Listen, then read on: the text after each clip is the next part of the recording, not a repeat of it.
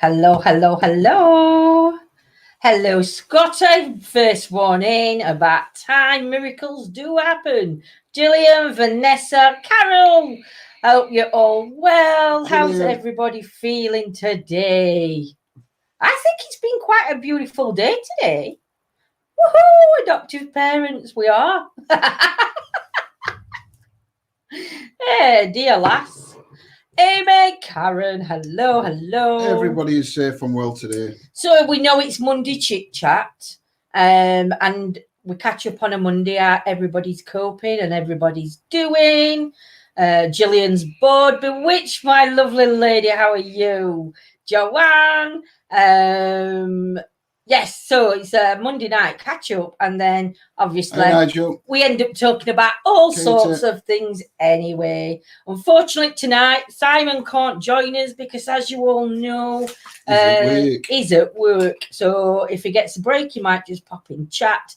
Andy, Penny, Gemma, who've I missed? Moonlight. I know. Do me shout outs. Me shout outs. But yeah, Simon may pop in. Oh, my eye's starting to twitch. Simon may pop in. Moonlight, there we go. Just to say a quick hello if he manages to get on a break while we're live. Hello, Vimbad Mark. Hope you're well too. Hi, mate. We're both good. Been a good day actually. Hello, DQ. Bit shitey morning, but apart from that, I think it's been lovely. And outside, it's been not too bad outside. Grace, hello. Made alive. Yippee. DQ, hope you're well. Elizabeth, hope you're okay. Maligator, have I missed Maligator? Because Elizabeth's saying hello to Maligator. Okay. There we go. Hope you're well. Hope everybody's having a good evening. And thank you for joining us. Chris. Hello, Chris. Hey, Chris. So yeah, how's everybody diddly-doolying? Howdy, Andrew. Hope you're well. Weather is gorgeous. Andrew. Hope you're safe nice and well, out mate. Of the windows. I hope everybody is. It does. Evening, Donald. Hope you're well. Hope everybody's had a good weekend. I know it's been Easter weekend and it's been difficult because none of us has been able to get out and sort as grandkids, give them the Easter presents or the kids their Easter presents. It's no good for us to have all Easter eggs. Really. Hey dear. Fed up Moonlight, I know. Glad you're well, Joanne. Glad you're okay. Nigel, hello, I saw you come in. Hello, little cupcake. Hey, lovely Kimmer. Bored. Isolation. I know, on your own. I know, we've got a couple. In fact, I think we've got more than a couple in chat. Hi, Stephen. That are on their own, actually living on their own in this shitty time, I'm going to say.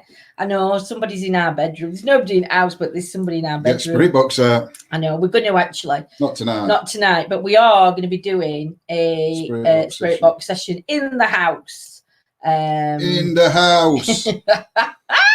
I can't believe how many are still going out and flaunting the room. I know. It's shocking. I know, London parks. I saw one on Facebook and this lady, couldn't see how old she were, obviously, because camera weren't on her. It were facing into the park. She were out walking a dog in this park. To her voice, and if it's a lady's watching, I am sorry. I would say she's around our age. Yeah. If you're younger, I am sorry. If you're, I don't think you'll be listening anyway. But if she is, then and there were all these kids sat in a circle on this grass. Yeah. Drinking the cans of Stella and whatever, and she just started filming them and saying, "What you're doing out here?" Blah blah blah. My daughter's a nurse, she said, I think, or my son, one or other, and all this, and they all go up. They're all keeping to backstick camera, and they're saying, "Why are you filming us? Why are you filming us?" Just got back from walking dogs. Hello, Claire. Hang on, I'm trying to see what Grace. I've missed feeling it today. I've not seen my parents, nieces, and nephews. I know, Grace. Do you know it's so hard? But do you know what? The one good thing that I can say that comes out of this is the fact that we've all got each other. out of it all. Back to work for me. Wow, NHS is happy with all the paranormal investigations, but not too. Back to work, exactly, mate. Exactly. Back to work. I think. Do you know? To be honest, I know in France, Spain and Italy. I think Maverick's a key worker anyway. Are you a key worker, Mav? But I'm sure that in Spain and Italy, they've both been allowing certain people back to work, but they're all masked up.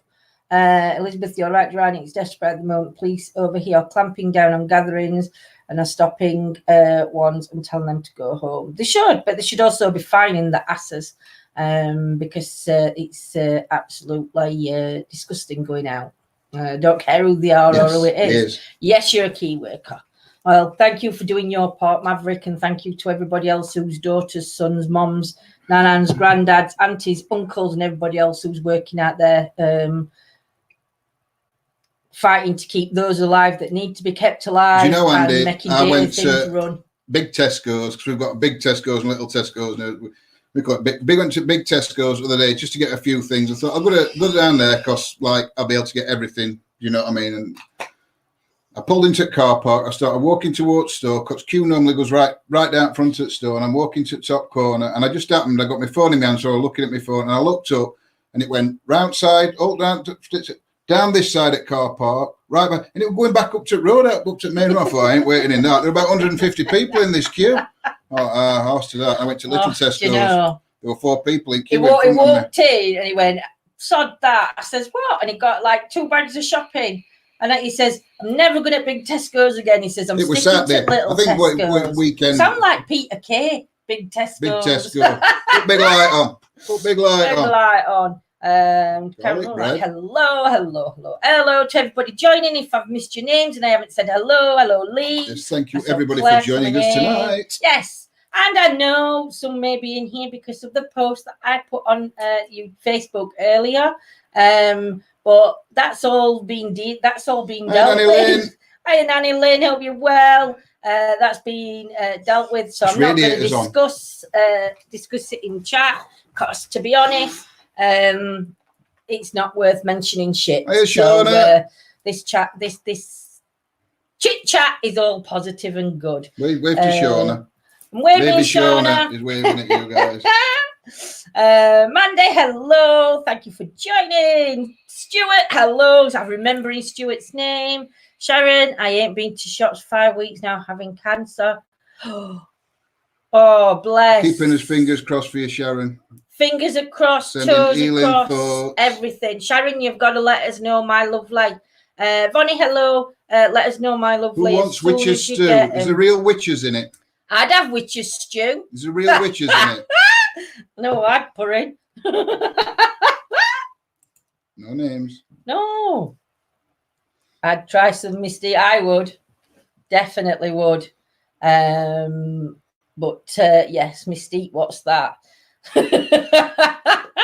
I'll let Claire tell you what it is, Selena, my lovely lady. Hiya, Pam, my lovely. We've missed you too. You just reminded me, I used to have it's a bit. Mary from Virginia, how are you doing, my lovely? How's things over there across the waters? I used to have a sticker on my car years ago. Saying what? And it was a bit crude. Go on. It said. Shall I say? Look, even John's asking for me permission. I have to ask permission. Simon has to ask me permission. John has to ask me permission. She's too dominating. Mods have to get my permission. Oh my God, I'm so demanding and I'm so in charge. It used to say Queen Bee. Go on, I'm sorry. It used to say taste religion, lick a witch. Taste religion, lick a witch. What? I know that's bad. I'll slap you. Do you know? Honestly, it's a family stew. Oh, Claire, I've got to try that, Doug. When we come over, I'm having that. Sharon, I am 6 years in remission from blood cancer, and lymphoma, so you know how you're feeling. Why has it just disappeared off my screen?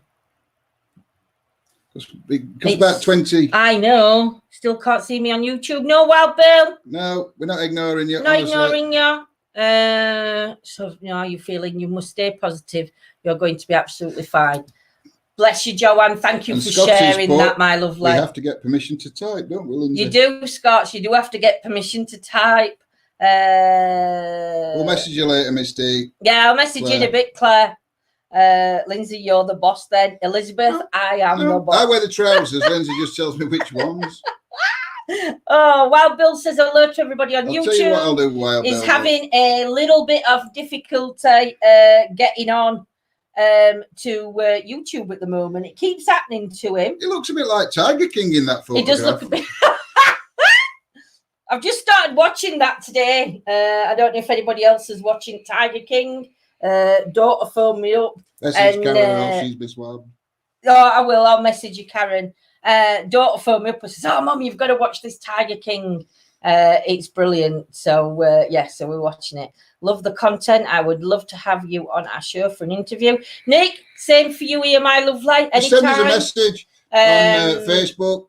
And we can have a chat. You're welcome to come on tonight if you want us to drop link, my lovely, and come and say hello. You're more than welcome. I know, Vanessa. Well, it's not been well. Don't tell us, because don't tell us. We haven't watched it to end. She minced her husband. For anybody that hasn't watched it, just close your ears for 2 seconds. But anybody that has watched it, because I don't know how far we've got through. We've got to a bit now where Joe. I'd be offended if you did. He's just left. He's left zoo. Yeah, and he's took tigers, and he's like not on run, but he's hiding. He's on run. Nobody knows where they are. John, what vape do you use? We Chopper use Chopper vapes.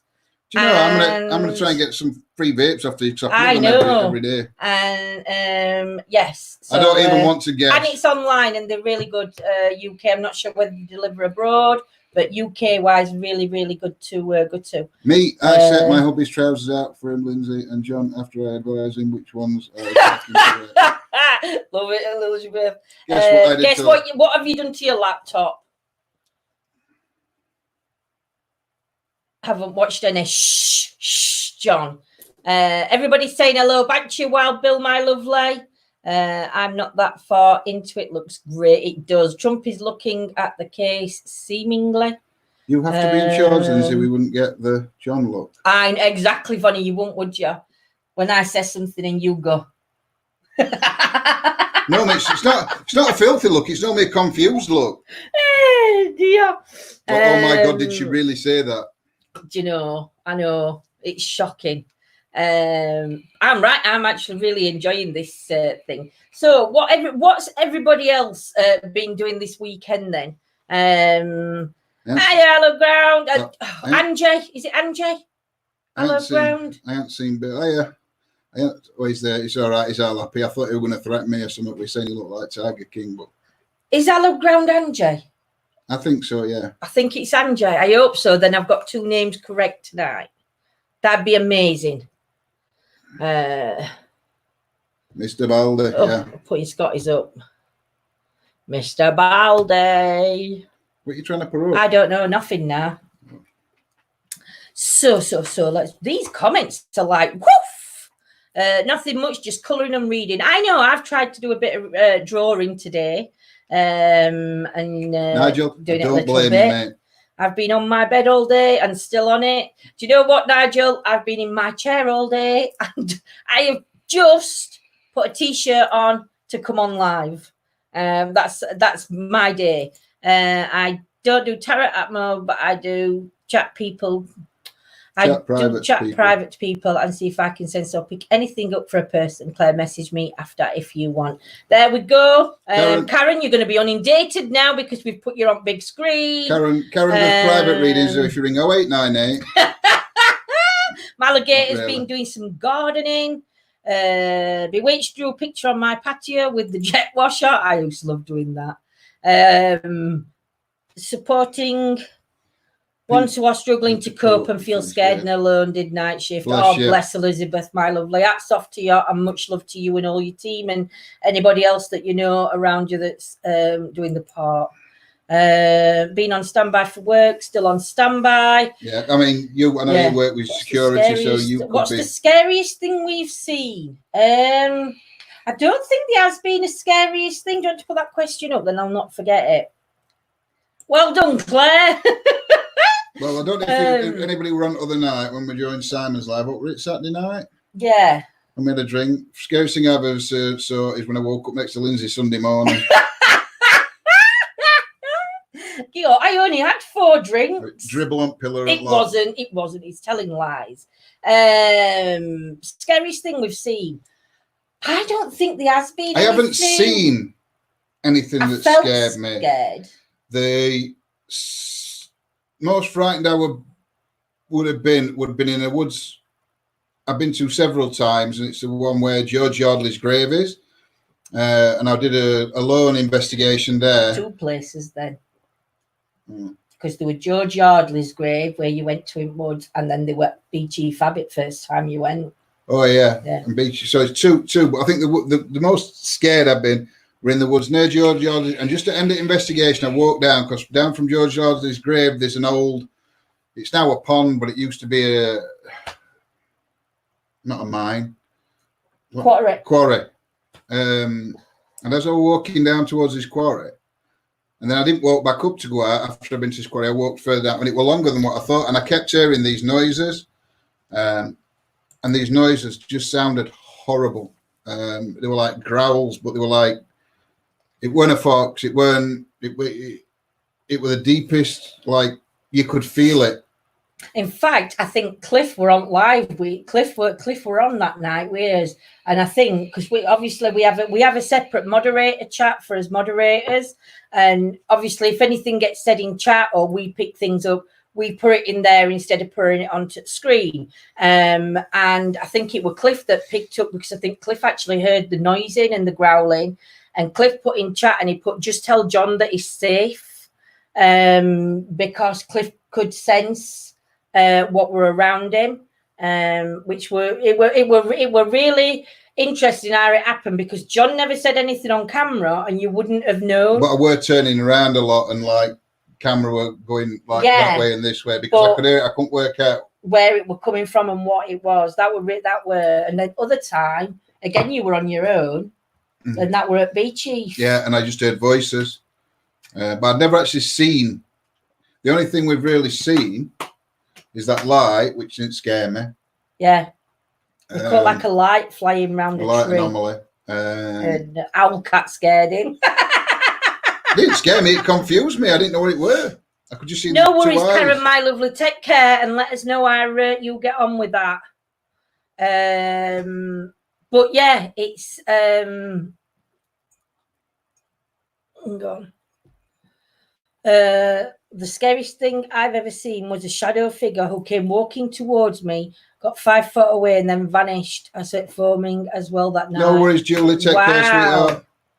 Wow, Elizabeth, that's right. You're going to have to come. Personally, people who've got things to tell us, stories to tell that haven't been on his lives before. You're quite welcome to join. If anybody would like to join, just ask. I can put the link in the chat. Have you ever seen it? Personally, I haven't, no. I think I have. But I can't be quite sure because I just saw this thing flying through the skylight really fast, zipping across. There were no way it were an aeroplane or an helicopter or anything. And I just went back in the house because stuff like that really does give me heebie-jeebies, especially when I'm on my own. But like John says, if aliens took me, they'd bring me back. So I've got nothing to worry about. And I couldn't get anything I wanted off them because I said, "Whoa, no, I can keep it." And they'd be like, "No, we'll give you this." I'm like, "Yeah, okay." Lindsay, read my comment. You're gonna have to find me Nigel's comment. I have been told I've got a special gift and I'm on a higher vibration level than a lot of people. Mostly why I struggle to connect with people around me. That's a good point, that though, Nigel. Because you could also, if you're at higher vibration, you could like also, an empath you could be feeling. So it like you're more standoffish, not standoffish with people, but you're more like, Fee. You're getting their feelings. Yeah. While Bill's seen a UFO. Well, Bill's going to talk to us, though, about UFOs. At some point. And also what he's going to talk about on the next topic. Oh, well, Bill, I forgot. Hang on, let me get my phone. Well, Bill, is it this Wednesday again that you're doing... HA. HAR HAPRC. Yeah.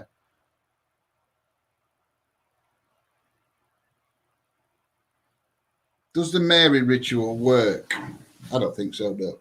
But I've never tried it. Lindsay would kill me if I tried it. What? Mary ritual.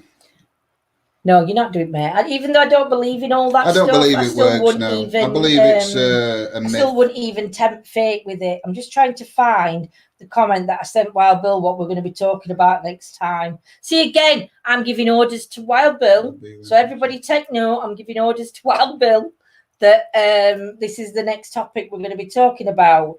We're going to be talking about ancient texts and scriptures.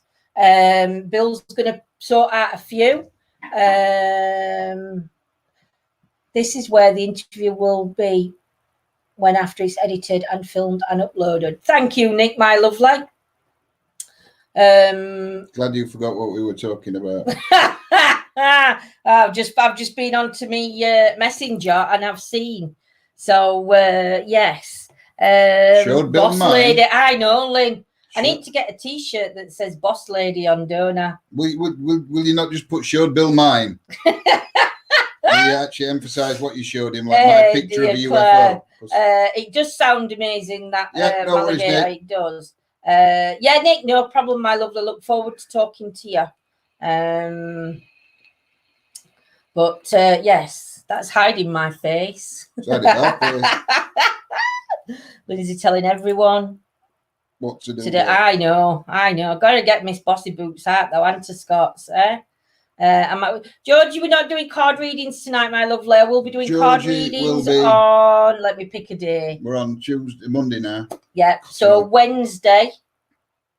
I don't think I've got anything on Wednesday. So Wednesday. I got out on any day. I know. Wednesday night about 7 o'clock. No, it's 8 o'clock. Wednesday night, 8 o'clock. I will be doing card readings on Facebook and YouTube together. Just make sure if you do want a card reading to be on quite early, because I only do 10 unless I'm sure. There we go. Unless I can finger. So what you'll be both doing 20. Do you want the clean version or the mucky version? There is no mucky version. I know. Hey dear. No, I haven't, Nick. I don't. So, Nanny Lynn, what have I been doing? I've been trying to crochet. I've been trying to draw. I've been relaxing in my chair and I've been sleeping. Video calling family and friends and arranging to video call family on here during the week. And I think that's about it. I mean, to be honest, I can't do much. So it's just like trying to find things I can, this is going to sound wrong, trying to find things I can do with my hands to do with, like crocheting and drawing and stuff like that. What did you say, Wednesday, 8 o'clock? It'd be 8 o'clock UK time. 7. Yeah, you're on 7 while 8, aren't you, Bill? So I'll be on after you finish, my lovely, because I'll be watching you. Nick asked if we'd ever seen a demon. No, I haven't. No. To be honest, I don't think demons are what people think demons are. For me, a demon is a Christian creation. Scotty, before 2 o'clock. I know, I'm getting there, Scots.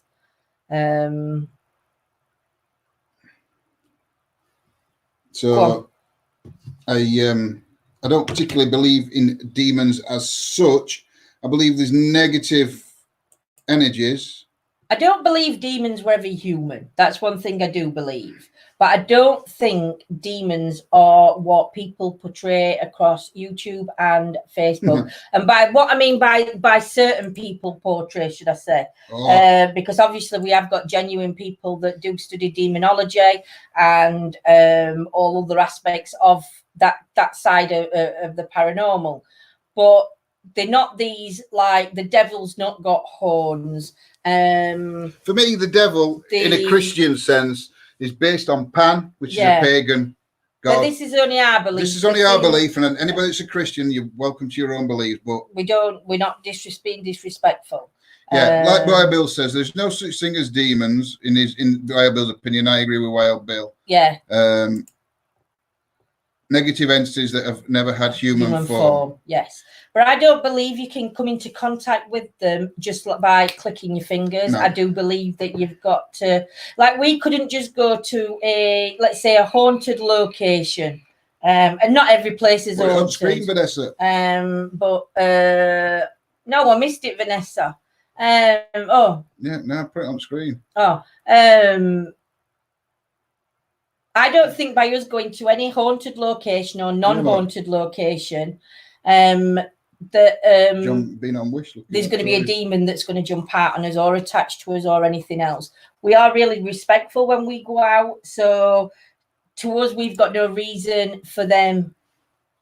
We're not going to do anything to provoke or upset or do anything, but I don't just believe you can walk somewhere. What I do believe is that if we go into a certain area, if there is negative energies in that area and not demonic, just negative energies that may not want you there, they may scratch, pull your hair, mark your skin in some form of way, and do that way. But I believe they're more the negative energies that maybe just don't want to be bothered by us. You know, it's like they're warning, we're not interested, just move on. That's my belief. So I hope that I think a demon can affect people. But but I think you've got to be negative energy. You've got to have this negative attachment or negative energy from you. And I've also think like your aura protects you. Yeah. When you get any negativity or anything, then you get chinks in your armor, whatever, your aura, and that's. Using the term loosely, demons can be present, but you can't summon one with the snap of your finger. Exactly, well, Bill, exactly. Demons wouldn't scare me. I have kids. Joanne, that's what John says about me. They do feed off negativity. One of my friends always got scratched at Woodchester Mansion. Yeah, again, Lynn, so to me, I mean, I obviously I was there when they experienced it, but I personally believe if it was happening to us or to somebody around us, I would think that it was a negative energy that maybe didn't like their personality, didn't like their aura, didn't like something about them, or that person got too close to something that this energy didn't want to be involved in, and it's just like a war. Has been like said a dog would warn you. A lot of people's lives lately, for a while, demons is like the new buzzword, isn't it? Yeah. Demons is the new buzzword. So you'll find a lot of paranormal investigation teams putting demon in the. Yeah, but what makes me laugh is a lot of, and this isn't focusing on anybody. This is just going worldwide. You go on YouTube right now, or actually no, wait while everybody's out investigating again, because the teams aren't investigating or shouldn't be. But you go on and you will see somebody put in their titles being attacked by a demon. They've only just gone live. How can they be attacked by a demon? You'll see him, the nun. I'll name one of Danny's because I know Danny's is spoof. We got attacked by a nun. That weren't live. That were on a pre-record one. But I'm just using it as an example. Yeah. And how do you know what's going to happen? This is where clickbait titles come into work, and they do work because they do draw people in. And don't get me wrong, we will use clickbait titles, but you will never see us put something that's happened before it's happened, if that makes sense to you. Scotty's our clickbait title. Yeah, Scotty's our clickbait title, man. He knows how far we'll go with clickbait titles. But I agree, especially in our current situation. I've visited quite a few human monsters. In fact, there are some humans I don't like at the moment. And Von, I totally agree with you, my lovely. Some people are showing the true colours at the minute, and respectfulness and everything else.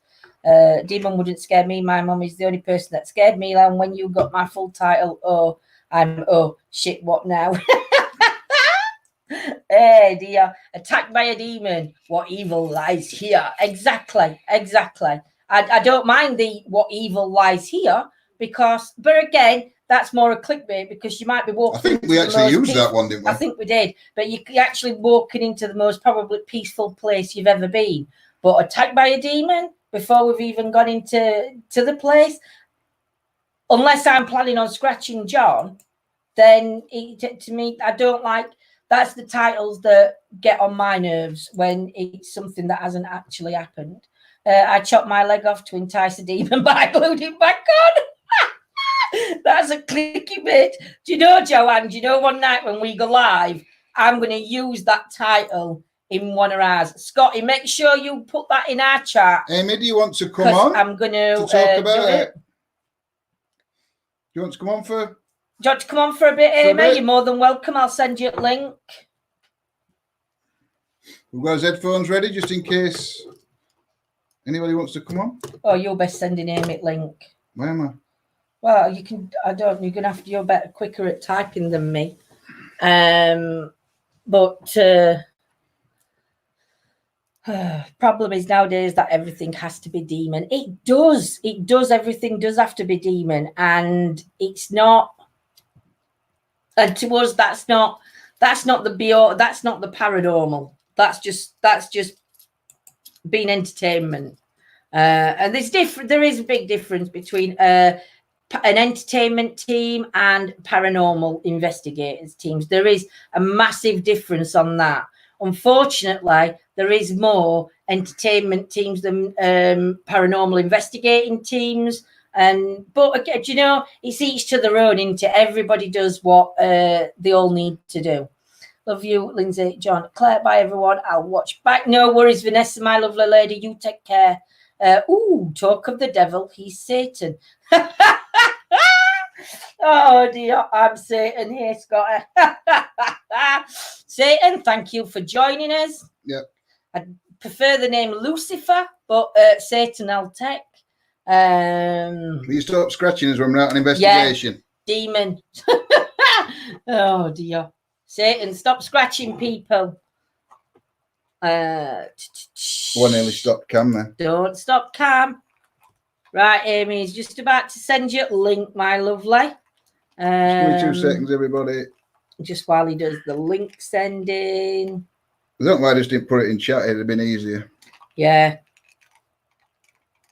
I'll tell you what I have been watching today, though. When daughter phoned me up, she got Teletubbies playing in background, and I thought it were absolutely hilarious watching Little and dancing about and jumping about to Teletubbies. It were amazing.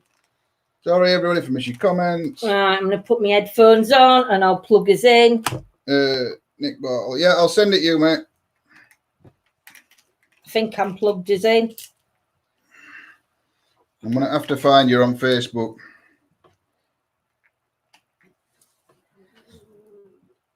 Did someone call my name? Bill, I'm watching you back. You can call me anything. Satan, Lucifer, or Morning Star.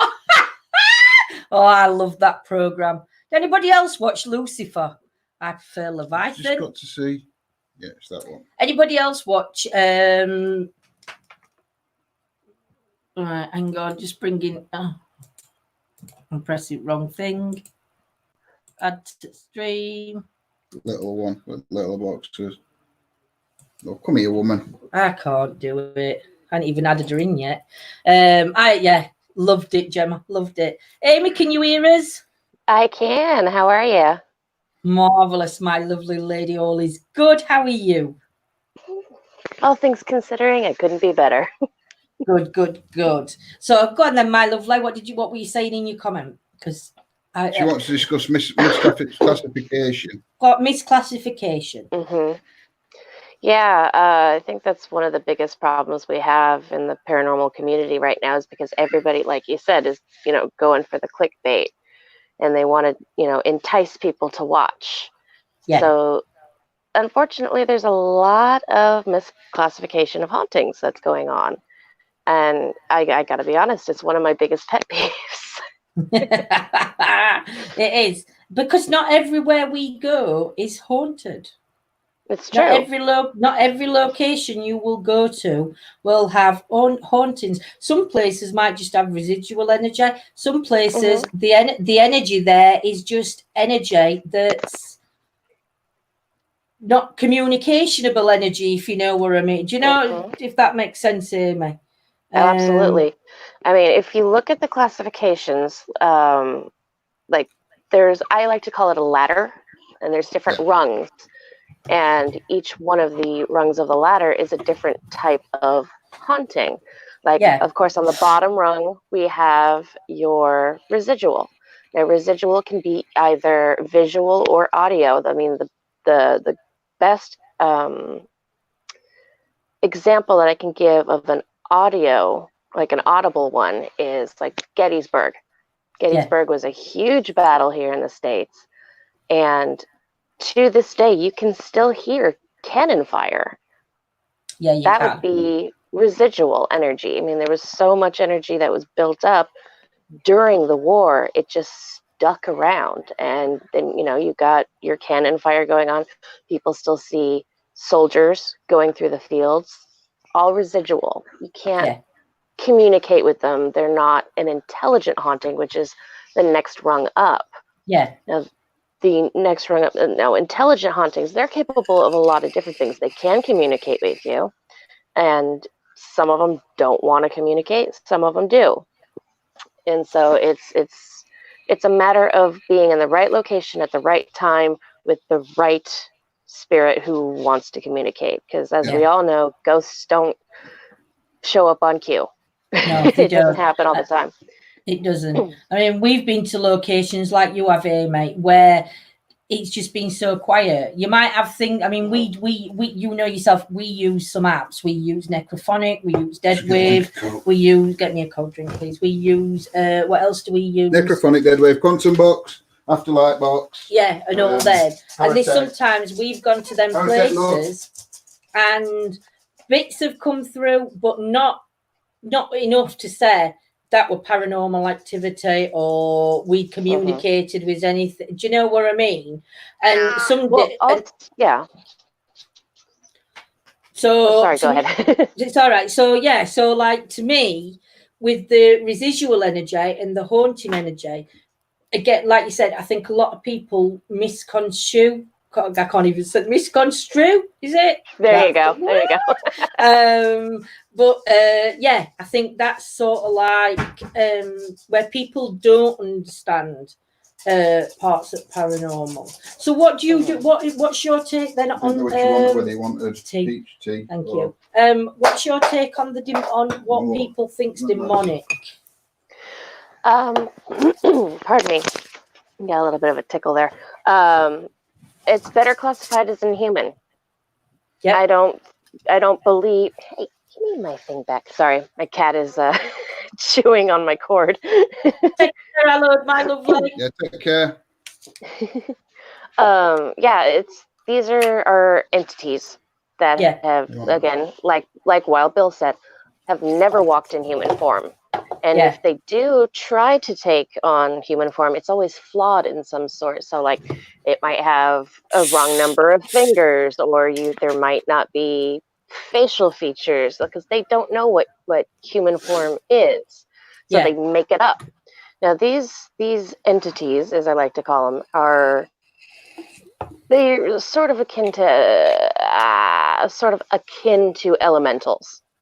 Yep. They're forms of pure energy. Now, this energy feeds on human emotion. And you're not going to find that in any other kind of haunting. But of course, they are on the darker side. So, of course, church influence, if it's dark, it's negative, it's attacking humans, it's got to be a demon. Yeah. And that's where we get the classification demon, but it's closer to an elemental type of thing. It's an entity, never walked in human form. And yes, they can be bad customers. But the thing is, there is so incredibly rare. Mm-hmm. The two rarest forms of paranormal activity is, speaking on the haunting ghost side, not like other things like cryptids and aliens and stuff like that. That on the ghost side of the paranormal field, the most commonly mislabeled types of hauntings are poltergeists and demons. Just going to drop links, Susan. Somebody just drop links to YouTube channel for us. Demons. And we've got joining us Nick. It's coming on at Amy. Hello. Nick. How's it going? How are you doing? We're all good, thank you. How are you? Good. I'm sorry for interrupting. I hope I wasn't too early. No, you're fine, my lovely. You're fine. Well, I'm Nick Bartell, the editor-in-chief for Techno Warriors TV. Welcome, everybody, to this stream. It is a wonderful treat to be on your show. You're welcome. Thank you very much. You're welcome, sir. So, this is not being recorded or anything because that's going to wait till the actual interview. In the Extraterrestrial and Paranormal playlist, it will be called ETA Paranormal Interview. So it's going to be a real fun treat. Be sure to check it out. It'll be coming soon. So tell us a little about you guys yourself. And a big shout out to you, Paranormal MIT. Welcome to the show. Thank you. Yeah, because Amy is Amy's in a coven. Amy's a witch, and she's not a bad lass, really. She's also a paranormal channel herself. But for me and John, how I started, I've been into paranormal from being young. I had a dream when I was 8, a week before my dad passed away. I'll go into the dream more when we talk if you're interested. And in my dream, my dad passed away. The following Saturday, I actually lost my dad. My dad passed away the following Saturday. That got me into paranormal because we used to go to church when we were younger a lot of time. I think they just used to send us to Sunday school so they could have hanky-panky, kid-free house kind of thing. But we used to go to Sunday school and everything else. And then for me, I'd never understood why I had that dream till I got late in my teens and I went to a spiritualist church. And only from going there that I realised that actually I think that dream was preparing me in a way for my dad's passing because I was young. It was like a way to like get me ready for it. And then I just started going to spiritualist churches late teens. But then I had children when I was quite young. And then I had another one when I was 30. And obviously I've had to wait till they've got to a certain age before. And that youngest one's 30. He's not. Youngest one's 16 this year. 60 that. I just know. So now they're at an age, we've been able to last year actually start doing this and bringing other people on journey with us and giving them the experience of being with us on a paranormal investigation. And that's how it went for me. Yeah, just a minute. I think that's wrong YouTube link. Oh, he's put wrong YouTube link on. For me, I was about 12, 13-year-old. Oh, go on. Did I put the wrong link in the ETA for the channel? No, not you. Not you. No, Gemma. Gemma's put wrong link in for YouTube. So, okay. It's all right. I'm just going to sort it out. When I were about 12, 13, maybe 14, I had a paranormal experience with my friends. We're in an old abandoned factory, and I didn't actually see it, but my friends went in before me into this building. As I was just going through the door, they came running out and said they saw these dogs' heads floating. So we all ran out. We jumped over this wall. I'm just shortening the story down because we'll go on for ages. And we saw these 2 dogs' graves just at the other side of this wall that were at the back of this house.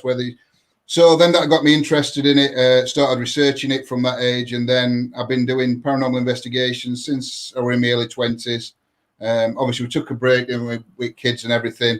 And then it was just last year we got back into it like full time. Yeah. And started going on social media, onto YouTube and Facebook and putting his investigations up there. I mean, to be fair, and I will name. No, I've got to name a channel. Mark Smith from PXTV, Paranormal, PXTV. Actually, John started going out on investigations with him. And we said to Mark, we don't want to go live with you because we didn't want to come across to everybody, oh, they're going out with Mark to get subscribers and stuff like that. So when John actually first started going out with Mark were like showing us ropes on how to do it, going live and what kind of things to look for and to do and everything else like that. So, and then they actually went to Sherwood Forest and Mark wanted to do a lone investigation on his own because obviously Sherwood Forest over here is a massive forest and it is a dangerous place to be doing a lone visual on your own, really. So John had to go live, and we went live on Facebook, and that's the first time that anybody had even heard of ETA, because we wanted to start it off his own. Do you know what I mean? From his own, from his own beginning. Yeah. And then John also went out, I think, on 2 investigations with Ghosts of Britain. Yeah. And then we worked with Mark for, I think it was about 3 months. And then obviously Mark's gone his way. Mark's gone his way. We've gone ours, other commitments and everything else, and we've just grown from there, really. And I mean, we've worked with other good teams. We've worked with a lot of good teams. But that's how we actually started going into the social media side of it. Before that, we were just doing it for ourselves. Before that, we were just going out and filming and doing things for us, weren't we? So, yeah. So, Paranormal MIT, can I ask you a question? Sure. Yeah, go for it. So, what type of experiences have you had? Like, what type of like have you had? From the beginning, or? I'm not recording or anything, but if you want to message me, we can get together and we'll do an interview with you as well too. That would be wonderful. Thank you. Yeah, you're very welcome. And if you want, I will go ahead and post the. You guys have our channel playlist, correct? ETA Paranormal? Yes, we do have a playlist. So let me tell you about that. We cover the latest on technology and pop culture, including extraterrestrial and paranormal. So we even do Let's Plays and live streams for everybody. But when we do the extraterrestrial and paranormal, we do interviews with people who've had hauntings, who've had possessions. We did an interview with an owner of an antique shop who had haunted objects in her antique shop. So, it was pretty spooky and pretty cool. Now, what is your opinion on all these clickbait stuff? Because I see a lot of that. What is your guys' clickbait? Go on, let Amy. Go on, Amy. Go on, Amy. I'll let you answer this one first. Okay. Unfortunately, in my opinion, the paranormal field has become this dumping ground of who can convince the most people to believe the thing that I made up. There's so much fake evidence out there, and it just keeps piling daily. And so people use enticing clickbait titles based on what they've pre-prepared, like John and Lindsay were saying before. It's like, how can you call this, demonic activity when you haven't caught anything yet? Yeah, it's become an entertainment business, unfortunately. And as much as I would love to entertain the masses, I'm more for the truth, to find actual proof. And that's why I use scientific methods rather than metaphysical methods. Yeah. So, have you ever seen, what's the most scary experience you've had? You ever had, what's the most scariest thing you've seen? Oh, gosh, there's a lot. Well, the thing is, I come at it from, a scientific mind. I'm more intrigued by everything. It's like the allure for storm hunters, the ones that go chasing tornadoes. That's what I feel when I go on a paranormal investigation. A lot of people are like, oh my gosh, what was that? Let's run away. I'm like, what was that noise? Let's go find it. Yeah. Now, I think for you, Amy, it's the spiders more than anything that scare you when you're out and investigating, isn't it? Oh, no spiders. And for one other team, it's the bunny rabbits. See, I've got a pair of size 7 Vans. See, I have a pair of size 7 high tops Vans that I deal with spiders with. See, that is the right tool for the job. I'm just saying. That's the wrong tool. You need a glass and some paper, and then No. size 7 Vans. I take care of spiders with. But I mean, I think the very we don't first thing. Spiders. Yeah, well, we do, unfortunately. Yeah. The very first experience I ever had was when I was 7 years old, and a friend of mine had invited me to go on a weekend trip with her and her parents to the Queen Mary, which is in Long Beach, California. And they didn't tell me anything about it.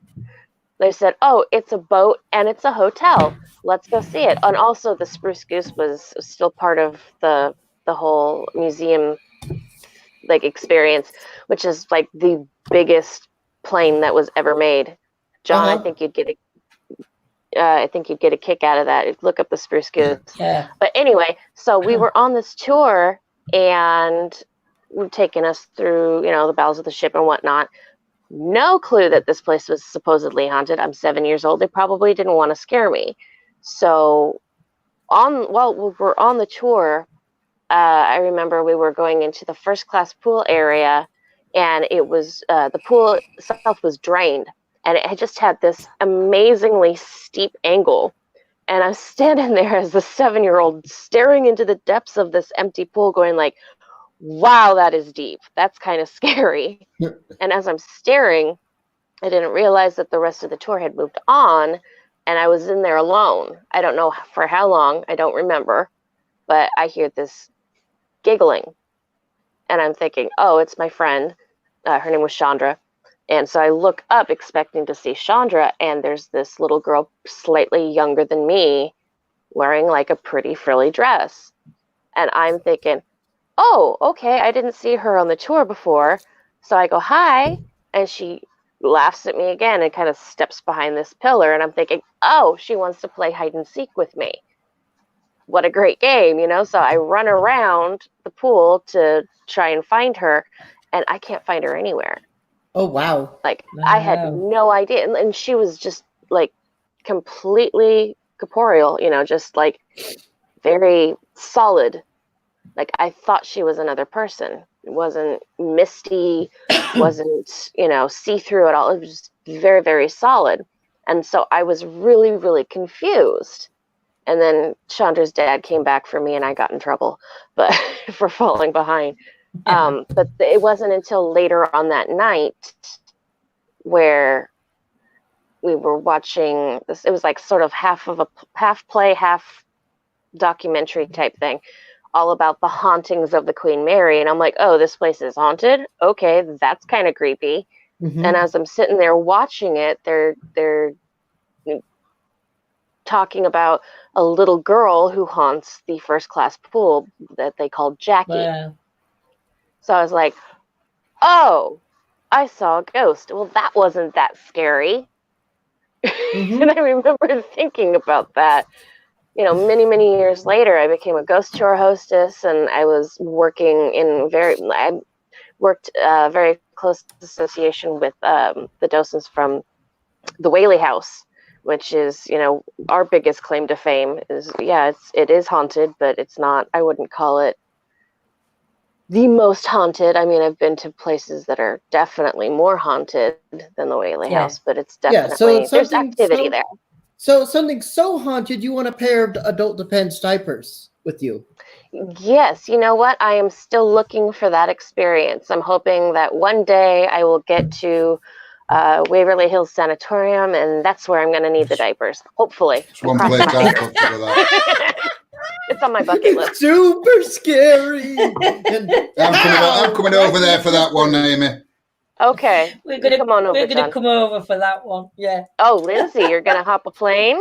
I have got to get my act together and find my big girls' balls, because I have got to get on a plane, because there is so many amazing locations that we've now got chance to go visit. Because, like I said, the kids Michael will start his apprenticeship come September, hopefully. Jordan's getting married and got 2 kids. Well, one on way.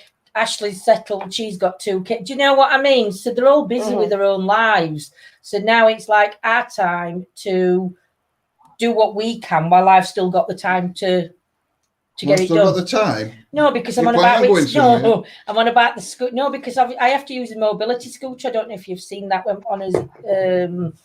I actually use a mobility scooter to go ghost hunting on, called Big Red. I do manage to walk around some locations, but then I'm like laid up for like 4 days after. But Poor Lindsay. it's just, yeah. But that's what I mean by before it's just because we don't know when it's going to happen, that I'm not going to be able to use bottom half of my body or whatever. Do you know what I mean? So now is the time for us to like really start looking at places to investigate and everything. And then sorry for interrupting, but me with my asthma. Okay, my lovely. Yeah, my asthma. Okay, I suffer from severe asthma. My backpack, it's got an O2 tank in it. I have a respirator that I wear a lot of the times when I'm out on location. So what got you started into it all then? What got you interested? What were your... All right, so what got me started, okay, is in 2017, we started doing haunted house reviews and everything. Like, if you check out our haunted house playlist, you guys ever heard of Fear Factory in Salt Lake City, Utah? Yeah. Mm-hmm. Okay, so we've reviewed Fear Factory several times. It's won like 3 or 4 Techno Warriors Gotta Have awards. This is 11 out of 10. Last year's award got a Techno Warriors TV 12 out of 10, which is, it was, I actually had to bleep it out. I mean, it was that crazy. It was that good. Wow. Now, it was crazy. It is extremely haunted. It's a really scary haunted house if you're into the haunt scene. And I have to say, it's the best partial contact haunt in the world. Now, another haunted location in Utah you want to check out is I got an itch in my nose. Is the Palmer Court. It's run by the Road Home, and there's a lot of homeless transients that transfer in there, but a lot of people have died in there. A lot of people have OD'd in there, which is sad. But during my investigations, I did quite catch a lot. I was interviewing a person. I was in their apartment, and we got poltergeist activity. Wow. And all this is on all these videos, everything you've done, then this is all what everybody can see if they follow you on your YouTube channel. Or Facebook channel. We're on YouTube. We're on Twitch. Twitch is Techno Warriors TV Plays. That's where you'll see me play video games and everything. Techno Warriors TV is our main channel. During the poltergeist activity, she wouldn't let me film because, she didn't want to be on camera. Yeah. Totally understand that and respect that. Yeah. And it's like, but she did let me take a picture of everything falling down and everything. And if I can find it in my archives, I'll send it to you. But that'd be great. Yeah, there's a demon in that apartment that like to play with people. That's amazing. She would say, be very afraid of me. I'm like, it was crazy and there's one apartment in that apartment building that it's gone now, but the person had drawn a satanic pentagram with the word 666 on it. Okay. Yeah. And I go in there because, thinking the door is open and everything. There was no one in the apartment. And all I hear is it tells me to GTFOF. You guys know what that means. Yeah. Get the out. Yeah. So, and it was growling. The door slammed in my face. I was like, oh boy, super scary. And it was crazy. And I'm like, okay, I've got to come back here. But there was a Salt Lake, there was a cop roaming the halls. I'm like, I'm not going back in there because it's an abandoned apartment room, but still, you could get a trespassing charge and all that fun stuff. And it was really, really cool. We have over almost 4,000 subscribers. We have over, I'd have to say, almost 300 videos and 41 playlists. The extraterrestrial paranormal playlist is the one that I put in the Facebook chat. Now, that is where MIT Paranormal interview would go. That is where the ETA Paranormal interview will go. We have one on there that's a UFO hunter interview. We have one that's about someone who is possessed. I mean, there's some great content in there. MIT Paranormal, have you seen a UFO or alien? Like, have you had an extraterrestrial experience before? Well, I have seen a UFO, but I have never seen anything up close. Uh-huh. How about you, ETA Paranormal? I said only time, like I said, there were one time when I was younger and I'd gone outside on the garden to have a smoke, and I were only early 20s, but I were outside on the garden on my own, and I saw in the sky this thing that was shooting. Well, at first I thought, I've seen a shooting star, but then it like popped up somewhere else, then shot off, and then come back.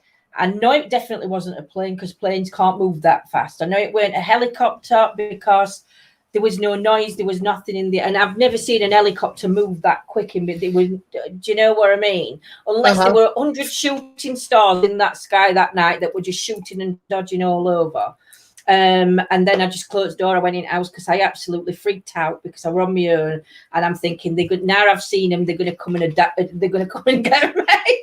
I've been watching too many alien abduction films, and I'm thinking, right, they've seen me, they're going to come for me, kind of thing. So so I sort of like and that were it. But my sister, she's had an experience, and there is a field near us where she used to live, and when they left their house, there's a school and then there's a massive field. And this field's been known for UFO sightings and strange things.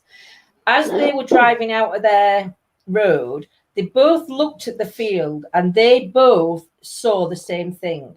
Oh, wow. Now before speaking to each other, because they like looked back again and it was gone. And our Jenny just said to Scott, she went, "Don't tell me what you've just saw. Don't speak to me." Our Jenny's a bit like me. Don't speak to me now. They drove to Scott's mom's, which is about 10 minutes drive from where they lived. And when they pulled up, they walked in and they got a piece of paper each. She sat one side, he sat another. She went, "Now draw what you saw." And they both drew obviously different shapings and everything else. Scott's a better drawer than our Jenny, but they both drew exactly the same thing. And afterwards, what they both saw was a massive ship where it had people underneath, walking around underneath. But they looked human. That's what our Jenny said was the strange part. They didn't look alien. They just looked like humans walking about underneath this ship. She says the field was full. Wait, so you actually saw actual I didn't actually see it. This is what my sister told me that they'd witnessed. And she's like, I mean, even to this day, she's adamant what her and Scott have seen. They've never changed the story. They've got the drawings still. They've got, do you know what I mean? Because it was such a big thing. And then because of what they'd seen, Scott then went in and did the history of the place where they lived and amount of UFOs that have been seen on that field actually landing and other phenomena that's happened around that area that people can't explain. That's it sort of like fits in with what they saw. So they didn't just see it. Scott actually delved into history of the area just to see whether it was a hotspot. And apparently it is a hotspot where they have been seen over years. So, yeah. So have you ever heard of MUFON, the Mutual UFO Network? No. Yeah, so to be honest, we when we've started paranormal, we went straight into the ghost hunting side, energy side, and communication that way. From being from going down the path we've gone, we haven't done any. We've not explored UFOs yet. We've not done. It's one we're looking at for but it is one that we are looking at and working with other teams to actually explore that, because the paranormal is such, it's like a rainbow effect, the paranormal for me, Mm-hmm. because it starts at one end and there is just so many things that you can slot into the paranormal, that I don't think any one team could cover the entire thing. I think you'd need to work with other teams that have had experiences and got knowledge on different things. But at the minute, we've just sort of like mainly focused on ghost hunting, cryptids, elementals, and that side. So the UFO factor hasn't actually come in to our investigations. I don't know about yours, Amy. Yeah, same thing for us. We haven't really explored anything other than the ghost side. We like to streamline. Yeah. Well, guys, it's been a real treat chatting with you guys, being on the show. Yep. No, thank you so much. Yeah. Look forward. If you guys can if you guys can both add me on Facebook, and I will chat with you both, and we'll get you all set up for an interview. Marvelous. Thank you so much for joining us. And you have enjoy the rest of your day. And pow, right in the kisser. right back at you. Take care. Going to the moon. Take care, my love. Take care. Take care. Have a good day. Nice to meet you. Bye, mate. Bye. All right, Oh, he's gone. Right, Ames. That's interesting. Do you know? This is one thing I do love about the paranormal field, is the fact that there is so many different belief systems out there and different types of. It just really does just interest me, the variety of interest to do with the paranormal. Anyway, let's get back to your misclassification of hauntings. Oh yeah, that thing. I forgot all about that thing. So we got past residual and we got to intelligent, didn't we? Mm-hmm. Yes. Yes. So residual, bottom. Intelligent, which are capable of a lot more than people might think. They're not just their, disembodied voices in the dark. They are capable of physical manipulation as well, because it's all energy. Yeah. And, energy can be used to manipulate a number of different things. This is where it sort of crosses over into the mislabeling of poltergeist activity as well. Because people automatically assume, something moves, it's got to be a poltergeist. And that's just not true. Do you think, Amy, that I know it's been said before, and when I'm like, I'm just a little bit into 30 East Drive book, and reading that. Do you think that a child's energy, teenage child, hormonal child, do you think that can play a part in some poltergeist activity, or do you think it is? Yes, actually, that's exactly what a poltergeist is. It's poltergeist is not a ghost. It's not a ghost at all. It's not a demon either. The terms demon and poltergeist are not interchangeable. A poltergeist is a manifestation of human emotion. It's not somebody who's passed on's energy. That would be ghostly activity. This comes from live humans, particularly people who are full of emotions. And who's got the most emotions? Usually prepubescent children. Yes. Or in the process of puberty. Or Lindsay. Exactly. Just joking. But no, this is it comes in times of duress.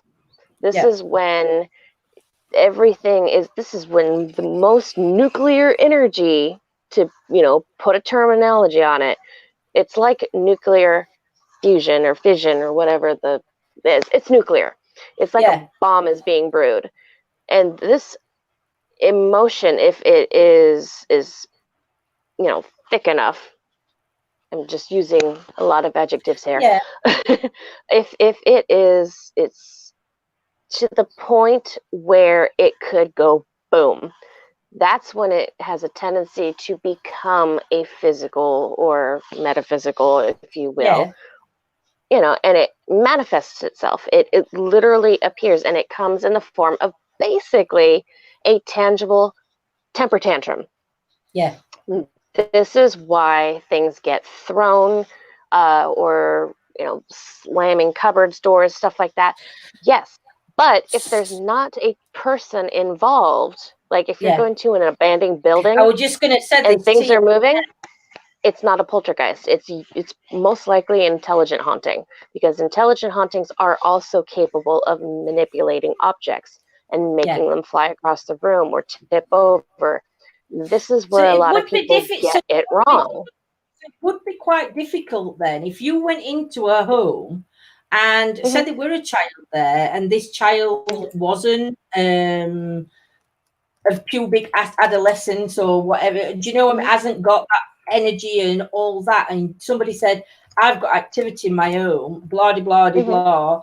And you went in, and this child isn't that kind of energy child. Is quite. Then it's an intelligent haunting. So it's actually going in then with an open mind on. I wonder. See, I've never been in a situation where we've had to figure that out yet. No. How would you go about figuring that out? Would you? Well, the thing is, you would have to look at the stressing signs. Like, is this what's going on in the household? Is the child, or it doesn't even have to be a child. Sometimes adults are completely capable of manifesting a poltergeist. Yeah, Lindsay's definitely capable of throwing things. Hiya, Christina, my lovely. I'll welcome everybody joining. But that's interesting. If you go into a place and there's like no negative energy coming from anybody, then it's not a poltergeist. You're looking at an intelligent haunting that is trying to communicate something to you, and they're getting frustrated because they can't get their point across. It's like people say like the car keys go missing and things like that. That's not a poltergeist. That's somebody trying to get your attention. Yeah. I mean, imagine you're standing in a crowd of people, okay? Yeah. And nobody can hear you. Nobody can see you. And you're jumping up and down and waving your arms all around, and nothing you do gets anybody to notice you. Yeah. That kind of frustration, it manifests. And in that way, they learn to manipulate physical objects with this energy. And they're like, okay, I've been screaming at you for the past hour. You can't hear me. Car keys across the room. Okay, that got your attention. Yeah. That is intelligent hauntings. That's not poltergeist activity.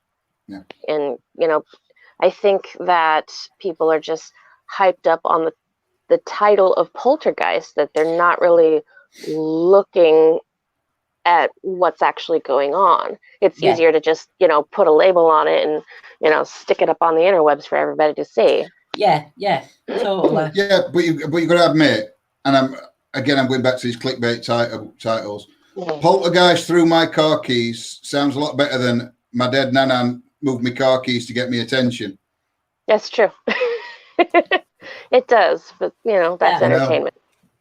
Yeah, and that's where it switches, isn't it, from entertainment to being serious. But yes, what's your opinion on investigators during lockdown? Because it's not just happening here in UK; it's happening in every country where we've got investigators. What's your opinion on investigation teams that are actually going out and still saying, making excuses upon why they're out? Do you agree, disagree, or is it just like over your head, Amy? To be honest, I'm fed up with everything. Yep. But stay home. Stay home. Yes, exactly. Home. Our thing's over in America now, because obviously, in UK, we're still on a lockdown. A bolt guy sliced my ear off with my corky. Exactly, Joanne. But that's entertainment. Exactly, that is entertainment. But I forgot what we're going to say then now. Totally gone. Totally gone. What's it like over here, you said? Oh yeah, what's it? Yeah, that's it. I mean, over here in UK, we still on a lockdown. We've not been told when it's going to be lifted or anything else, but we have noticed that Italy, they're allowing people back to work now. I don't know if they're doing it. Or yeah, they are. Italy and I try not to watch news. So Italy, I saw it today. There's Italy and another place, Spain, that are not. They're not allowing everybody back to work, and they're not allowing pubs to open and things like that. But certain workers they're allowing back, but obviously masked up and everything else. I think they're like bringing population out slowly rather than the mass population coming out. Do you think we're ready to do that yet, Amy, or these countries are ready? No, nobody's ready. I mean, and there's been so many people not staying home. Again, and just going, oh, whatever. It's it's just hyped it's not going to affect me. Nonsense. And it's not going to affect me. I'm invincible. Blah blah blah blah blah. I can't remember which country. Go on. Sorry. Go on. I was just going to say, there's been so many people not obeying these lockdown orders. Yeah. That it's just going to keep going. It's just if you don't stay home, we're not going to beat the curve on this thing. Yeah. But unless you are an essential worker. Yeah. Weren't there one country that they thought they'd reach curve? China. And then they let people out, and then it just shot up again because it was too early. Was that China? And I couldn't remember the country, but I know one of them. China, they thought that they got over the peak, as they're calling it, and everybody started going back out, and everybody was still wearing masks, but they were out in public, and now they're getting their second wave of it because they thought that they were safe to let people out. I mean, I don't know how long this virus is going to, or this disease is going to stay active for. I don't think anybody knows. None of the scientists knows. Nobody knows how long this is going to be actively ongoing for. But we can't all live like this for a year. That's do you know, if that's how long it's going to take? Because I mean, the thing is, you hear different people telling different stories because of what they watch on the news. So it's like you hear people say, "Oh, we've got 10-day lockdown, and then we're out." No, we haven't. Where have you heard a 10-day lockdown? No. Then you hear people saying, and news is saying it on some of them. Well, we're looking for May. We're looking at May. I know when May comes. There's no way this is going to be over and done week on May. This is just to they're just trying to wash over, I think, at the minute on just how serious this is. I mean, it really grates on me when people say, oh, it's just flu. You know? Yeah, we've had, yes, don't get me wrong, Amy. I know we have had, and I was looking at a program the other day, every 100 years, we've had a virus. Yeah, we've had a virus outbreak come out. Whether it were swine flu last time, bird flu, Spanish flu, SARS, everything. Yeah. So all these different West Nile, things I believe. come out. Yeah. You've also got like people like Bill Gates who's going on and saying, I said 4 years ago, 5 years ago, 10 years ago, we should have been ready for this. We should have been blah, de blah on this. We've done it for other viruses. We knew this would come in. So that again gets conspiracy theories involved with. Well, if he says they knew, I've heard so many. I've heard so many conspiracy theories. Yeah, if he knows it will come in, then he's got to be part of the problem because blah de blah de blah, and it's just like Chinese whispers. But for me, I think it just gets on my nerves that everybody's sacrificing at the minute. You've got frontline staff sacrificing the families and doing and being with these people that need them 24 hours. They're at side of the beds. They're keeping oxygens going. I know they can't save everybody.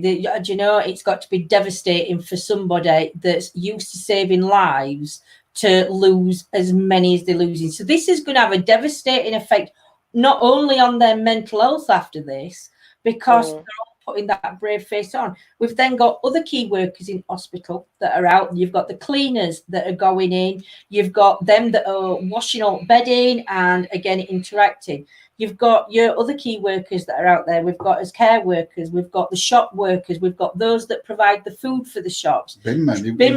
Truck drivers. Everybody's still out. Everybody is doing their bit to combat and keep everybody safe. I mean, we had letters through saying if you put your bin out, make sure you wash your hands when you get back in because we're wearing gloves. I never thought about that, but your bin man, when he empties your bin, he might have emptied 2,000 or 1,000 bins before he's got to yours. So all them germs off them bins, and he's putting. So it's all. It never even occurred to me. I mean, I do wash my hands when I've took bin out anyway. But do you know what I mean? But do you know what shocked me? Petrol pump never even entered my head. Oh yeah.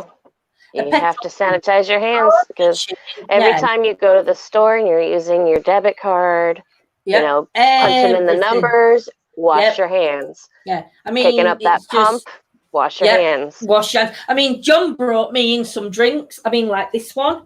I've got this in a plastic bottle, and he's brought that in from shop. That's been washed and sterilised before I've even touched the bottle. Because I went in kitchen and this morning I washed all my bottles down before I touched the bottles. Do you know what I mean? And it's like, well, I might not have done that one, but I did my cans. But I'll wash my hands in a minute because I haven't done that one. But a simple thing like that, you know, if somebody has touched that, because the thing is on plastic, it stays on longer. Yep. Do you know, it's on everything. And I don't think people realise that even when they're going at shops, you sneeze into your hand, you cough into your hand, you then go in and touching a packet of bread, and you might look at date and think, oh, I'm not having that one. Put that one back on shelf. Check another 3 or 4.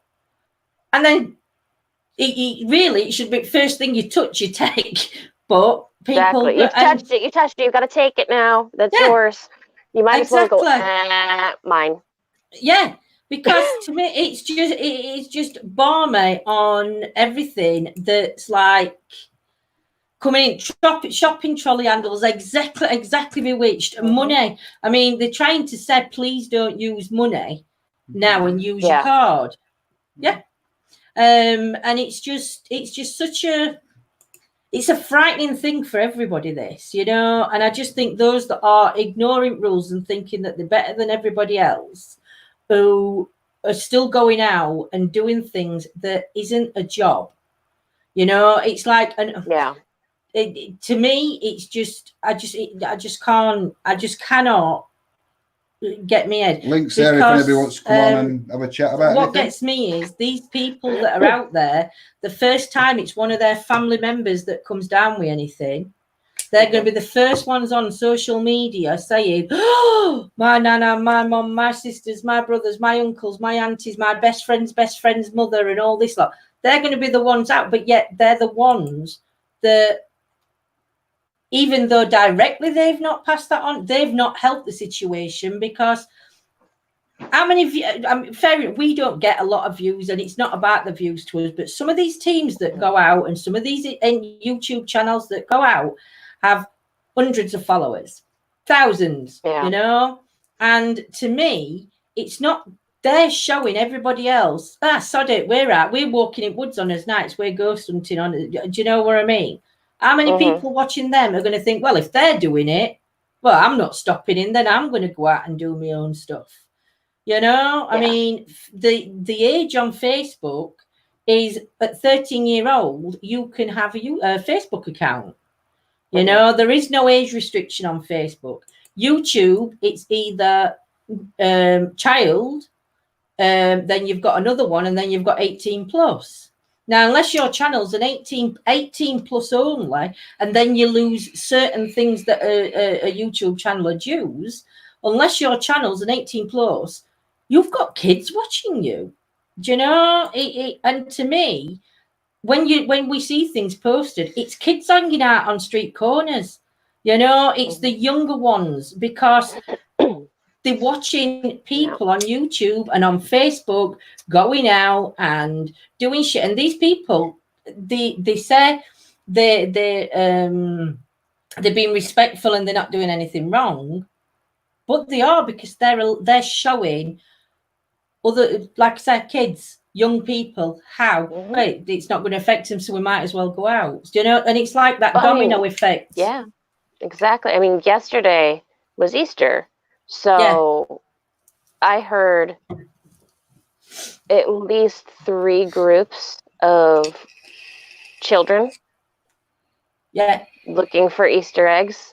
There was one behind the house, there was one across the street, and I think the neighbors on the other side as well.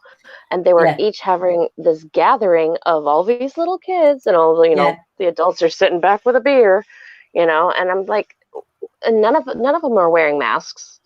They're all touching everything that, you know, the adults put down to hide. I mean the Easter bunny. I mean, the Easter bunny. The Easter bunny hid the eggs, but you know, they're picking up these eggs, and you know, they're sticking things in their mouth. I mean, it's like a living petri dish. It is because you go outside now. If you've got any railings that you hold on to walk down steps. Or you put your bag down on the floor somewhere, you're bringing it back in. Do you know? Where these kids have been outside, no mask, or not wiping their noses and doing whatever, you're then putting your hands on where they've been. You know, and I know it's, but I mean, adults can be just as bad. It's not just it's not just the children, but the children are out because adults are showing them that it's okay to be out. You know? And I think for some of them, I think some parents, and I'm not knocking parents that work, because I know parents do work. Parents work full time. Both mums and dads work full times. But you've also got these parents that just want the kids out of the house. Do you know what I mean? Because they're used to working and not having kids around them. It's like, get out, go out, get out of my way. And then you've got, on the other side of balance, that you've got kids that rule the roost because parents have lost control. You can't smack, you can't do this, you can't do that. You're police are coming after parents because you've smacked your kid for doing something wrong. And now these are kids that are out on the streets because the parents can't make them stay in. It's just what Steve put. Our government moved hard and fast, and while we have over 1,300 confirmed cases, we have only had 5 deaths, and they were all elderly. That's in New Zealand. And that's New Zealand. But that's good, Steve, because your government moved fast. England, we didn't move fast enough. We had warnings from Italy coming in, and yet we were still flying planes and picking people up from China, from other places, and bringing them back in, and nobody was being scanned. We didn't have the scanning going off at first. I mean, when outbreak come in China, Ashley, one of my daughters, her brother went to work in China as an English teacher. Now he come home in January. He come home in January to meet his nephew. So he were around Ashley, he were around Jacob, he were around new baby, he were around his brother, he were around his nanan. He then flew back out the day before. He flew back out to China the day before we had our lockdown. The day before everything stopped, he was flown back out. He was put into quarantine when he first got there, and obviously their schools had shut down. So the only place he could stay was in his room. But Ashley didn't hear anything off him for 3 days. And I'm saying to Ashley, is he okay? Have you been? And she said, we hadn't heard from him. And it was because he'd been put into like a quarantine section and he couldn't use his phone until he'd been scanned and had these, and then he was allowed, but he was only allowed back to the living accommodation that they were in. Now, luckily, it wasn't in Wuhan. It was way over the other side. But it's hitting everywhere, you know, and to me, that just goes to show how close it actually come to affecting us, to affecting our family, by something as stupid as that, because China knew they'd already, in December, everybody knew that China was suffering. You know, and yet they still allowed people to travel quite freely. And to me, it's just absolutely crazy. There was something I saw on Twitter that was interesting. Compared UK to Ireland at the start of the outbreak, we had the same amount of beds. 2,000 people, 3,000 people. I don't get that. So like, say, I don't know, say 10 beds to 1,000 people. Right. So every 1,000 there were 10, whatever, Yeah. I don't know. Yeah. I don't know what it was, the same amount of beds to 1,000 people. Wow. Should be tougher lockdowns. Trump was like, we'll be back Easter egg hunting soon. Amen. We'll not talk about Trump or politics. But no.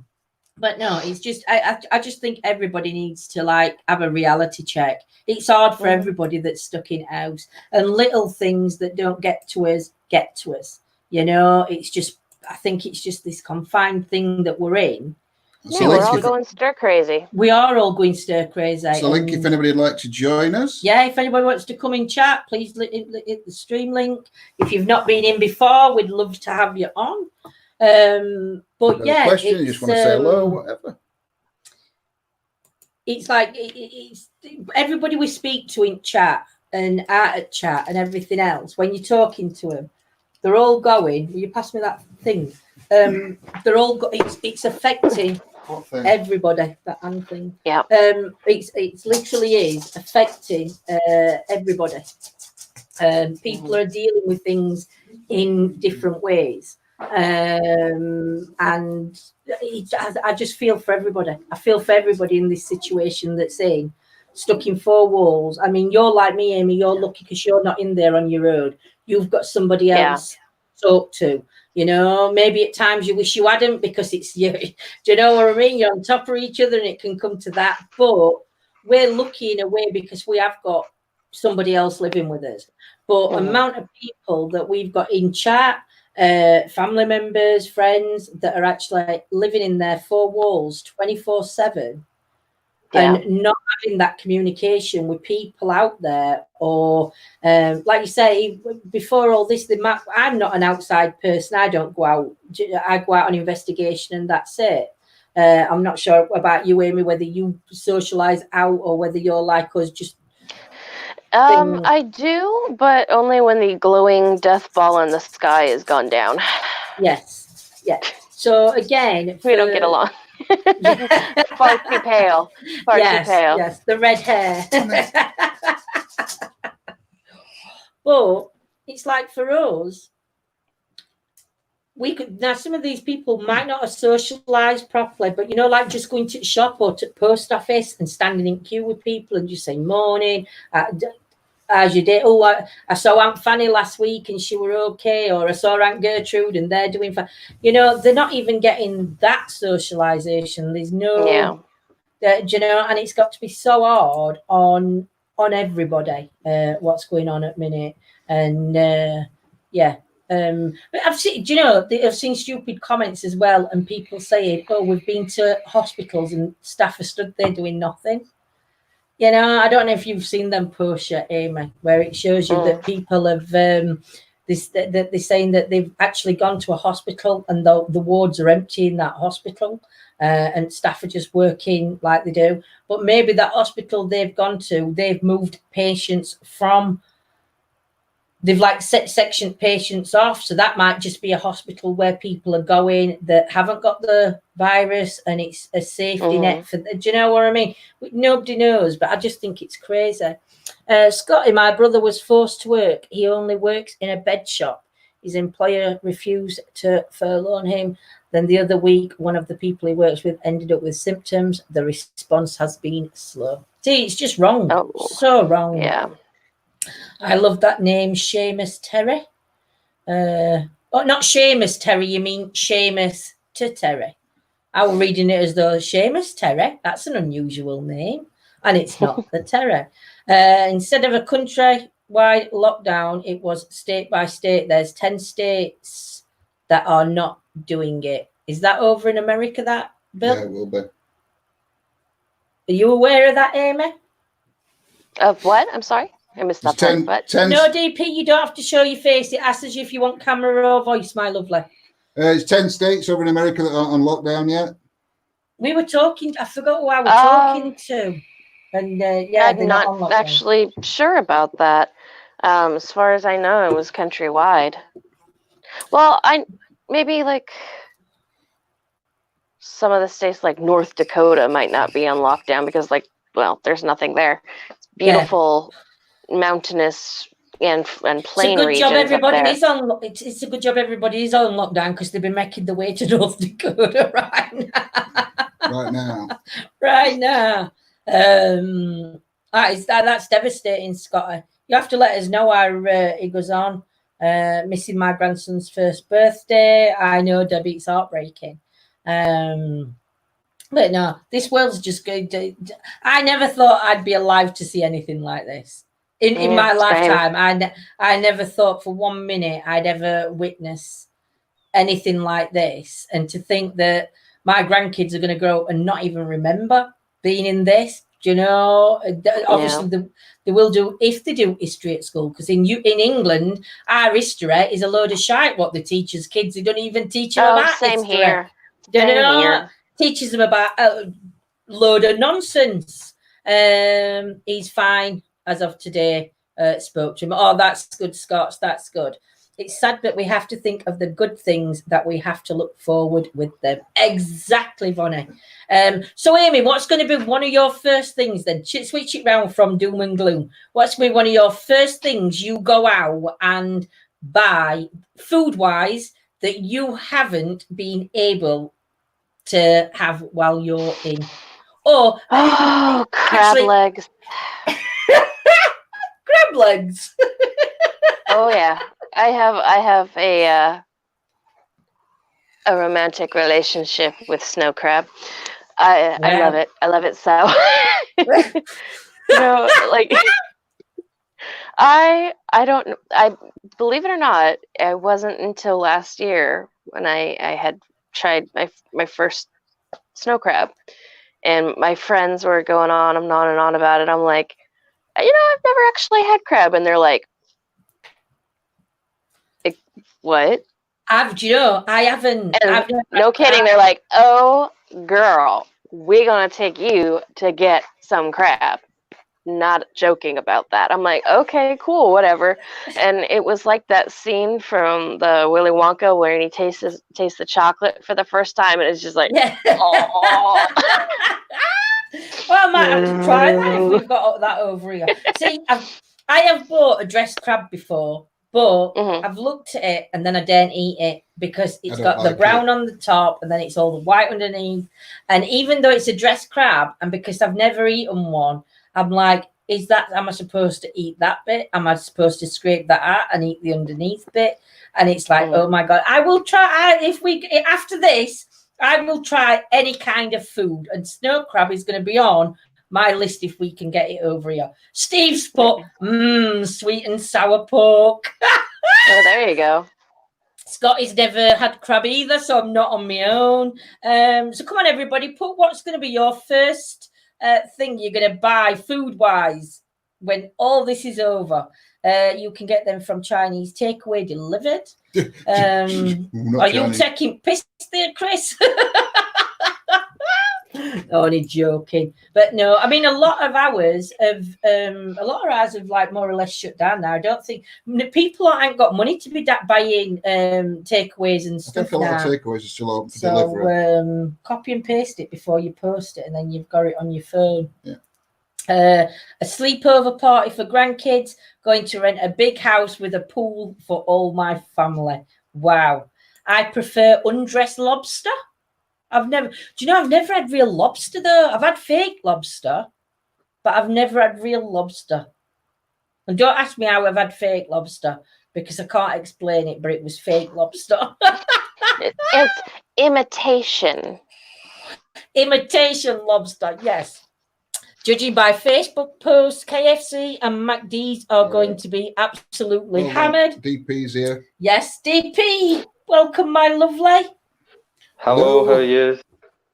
Can you hear me? Hello, how are you, my lovely? I can hear you. I'm not bad. You probably tell I'm from Scotland. Exactly. You know, I love it when people come on.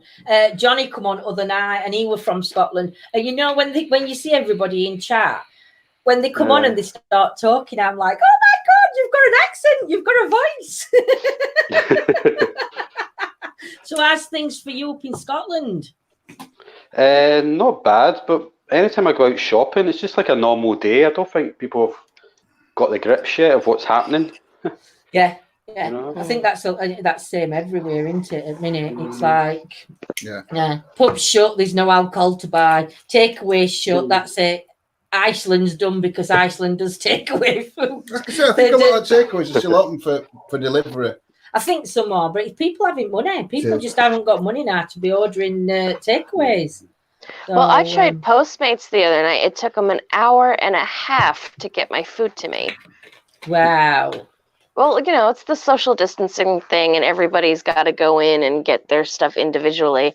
And the Postmates, they got to do it too. So, and then they have to do that for every order and then go and deliver it. So I get it. It was just, I don't think I'll be ordering off Postmates until this whole thing blows over. I take that's got to be like our delivery here at Just Eat. That'll be like a Just Eat, I think, for us, yeah. So have you got any questions, my lovely, or anything you want to talk about, or just start chit-chatting, ignore me? Yeah, ignore her. Just speak with that gorgeous accent. Keep going. I was going to ask you if you got your letter from Boris Johnson, because I just got mine like 2 days ago. That's when we got ours. We got ours about 2 days ago. 2 days ago, we got our letter from Toad Boris, yeah. I was gutted that it weren't even personally addressed to us. It's just like one of them, what they call them, that goes to every house. Everybody gets the same postman, letter, yeah. Weren't even addressed to us. It's like a junk mail kind of letter. Yeah. That's exactly what it was. A junk mail letter coming through door, no address on it, no nothing, just a plain envelope coming through. You open it up and it says, "Dear resident."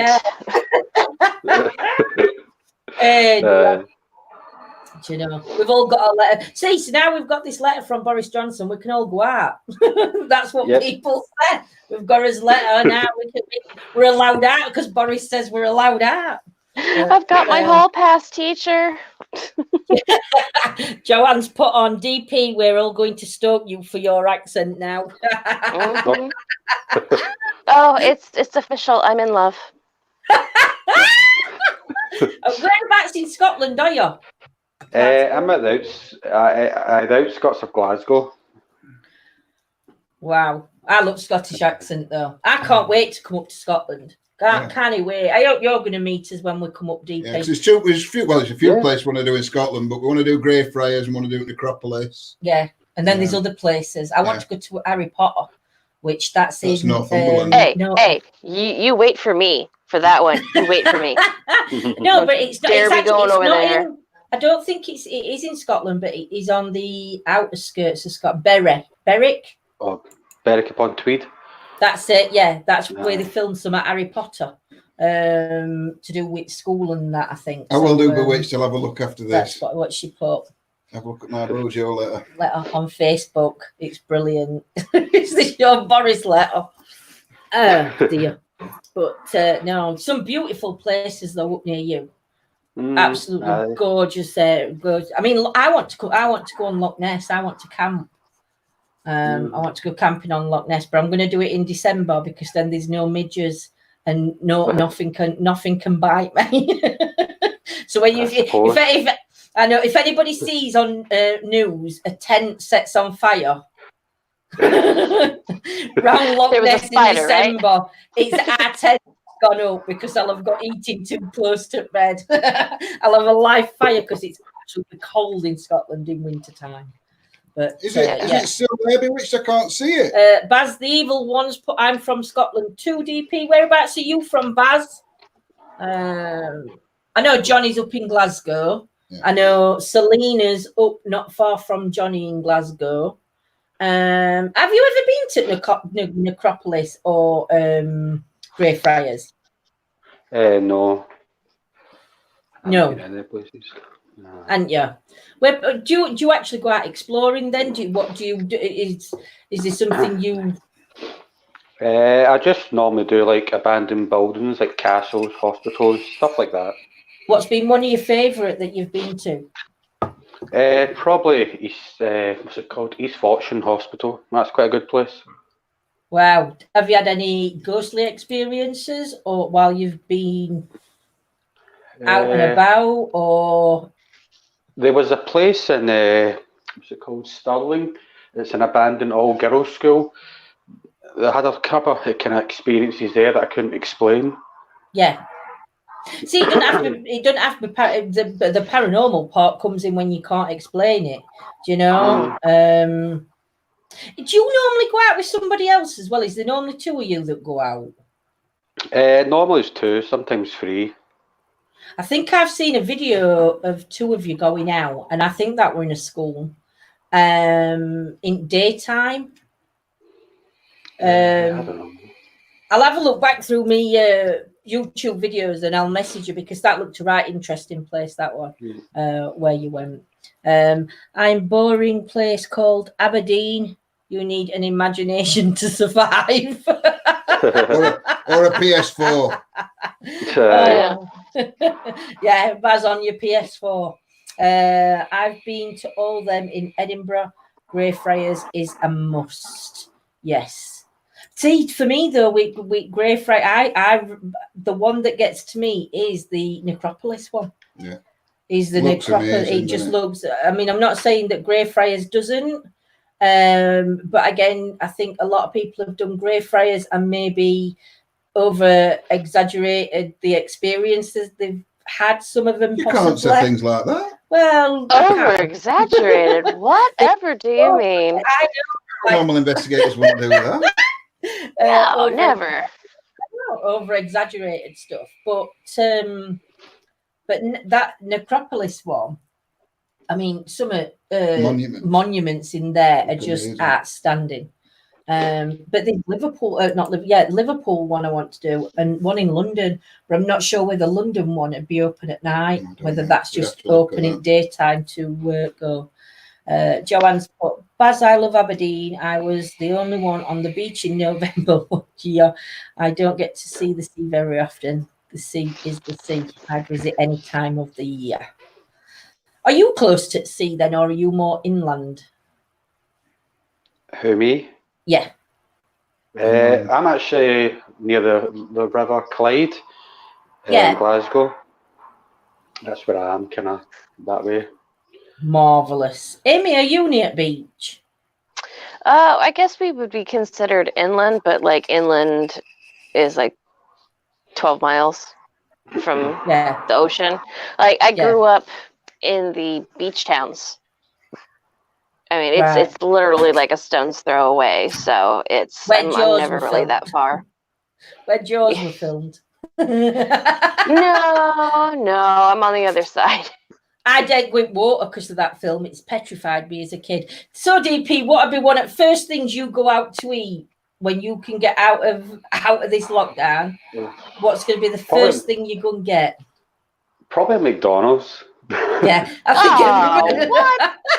I know, I'm boring. Yeah. I've got to admit that I think we're going to go around all our food places aren't as good as America's. We haven't got that much of a choice. Our burgers are tiny. McDonald's, really? Ugh. But barely qualifies as food. I suppose. Yeah. So which is best, Amy? McDonald's or White Castle?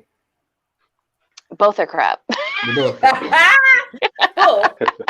But we don't actually have any White Castles over on the West Coast here. Right. They're more of a East Coast, Midwest type of thing. I've only ever seen White Castle. I only know White Castle because I used to watch that. What were it called? Them 4 lads that used to play pranks on each other. TV program. We watched it on Them Brothers. Stupid. But we do get the White Castle like frozen packs. I can't remember where it is. I remember eating those as a kid. Impractical Jokers. Oh yeah, Impractical Joker. Yeah. I've seen them on White Castle. What are them two though that watch that you can't fix stupid? Oh, I don't know if you ever seen them on YouTube. There's a channel called Bell Life. I think they're absolutely so stupid. funny. It's so funny, but they're stupid. Have you ever watched them, DP? No, I don't think I have. Oh, honestly, crazy. The ones they did this thing where they wanted to see if an electric fence worked if you weed on it. So oh God. Yeah, that sounds like a good idea. So they stood and they got permission off Farmer, and Farmer was stood with him, weren't they? And they decided to pee. So one peed first, and it hurt, and he fell to the floor. So brother, he went and did it after him, and they would just pee all up. It was so funny to watch, though. But then because they've done all the good stuff, they're like running out of things to do now, and it's not as funny to They did watch. get arrested though one time. They did. They went in Walmart with one of them mini motorbikes. Oh yeah. And he went riding around Walmart with just like speedos and a cape on. And they got arrested and sent to prison. This is so much shite I watch on YouTube to keep myself entertained during the daytime. But yeah. LOL Baz, I sat listening to a big foghorn as well. My ex said it was me. I'm missing some of what's been said in the chat. Love Why are you Castles. trying to scroll down with your I finger? don't know. I do it every time. Love Castles. My dream vacation will be traveling UK, going castle to castle. That sounds lovely. Also, any castle associated with the Knights Templars. Have we got castles that are associated with Knights Templars? That was just a quick yes. Yeah, I'm trying to read chat because it says, "Oh my God, Johnny's going to crack up at that." I don't know what. What's White Castle? It's a burger. I think it's foghorn. It is. It's basically they're sliders. I don't know if you have sliders over there. They're like small burgers, aren't they? What? Tiny burgers. Yeah, they're like something you can eat in like 3 to 4 big bites. Right, Amy. Do you know what you call a slider? That's our McDonald's. Yep. Probably is actually. Really? Yeah. The burgers in America at McDonald's are like twice the size of what they are here. Yeah. A burger over here in UK would be a burger that you'd probably get 4 bites out of. So like a junior burger then. If that's what you want, Baz, I will do that for you on One Live. What you got to do? Wear Speedos and a cape. I'm not sure if I would pay money for that or not. You'd want a refund. Check him out on TikTok. Yeah. No, I'm not doing it on TikTok. TikTok. I don't know if anybody saw, if anybody watched Sirens the other night, his friend Clive phoned him up and he says, "Have you seen the video I've sent you?" Well, I nearly cried laughing. I can still picture it in my head. And Clive sent a picture and he's bought a new telly. And he loves Titanic. So you can't tell them what happens because then they don't know watch TikTok. They were watching Titanic and the ending, you've got to watch till the end because the ending is amazing. It is one of the most. Let's see if we can put it up. Well, it's on your phone. It's on my phone, yeah. Just go to Clive's. And Simon, honest to God, this will make your night, this. I've actually put it on my TikTok channel as one of my videos. Your only video in TikTok? That is my only video on TikTok. Is it on Messenger or Message? Facebook Messenger. I love watching TikToks because I think some of them, that where I spat water all over John, the whale joke, that were from TikTok. That was hilarious. That was, and you know, he literally had no idea that was going to happen. None. Oh, really? Whatsoever. Yeah, right. Are you watching? It's going to take about 5 minutes.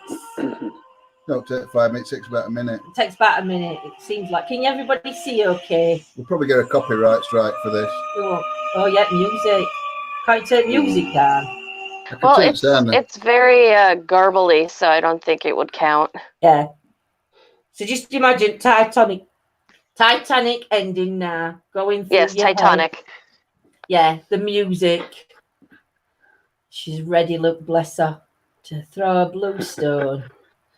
Please, nobody be drinking or eating. I'm not being sued for choking. I'm laughing before it even comes on.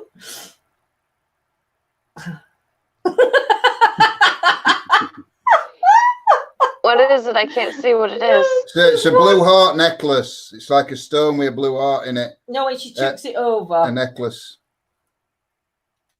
Oh, I thought they had superimposed something. It's kind of hard to see. Yeah.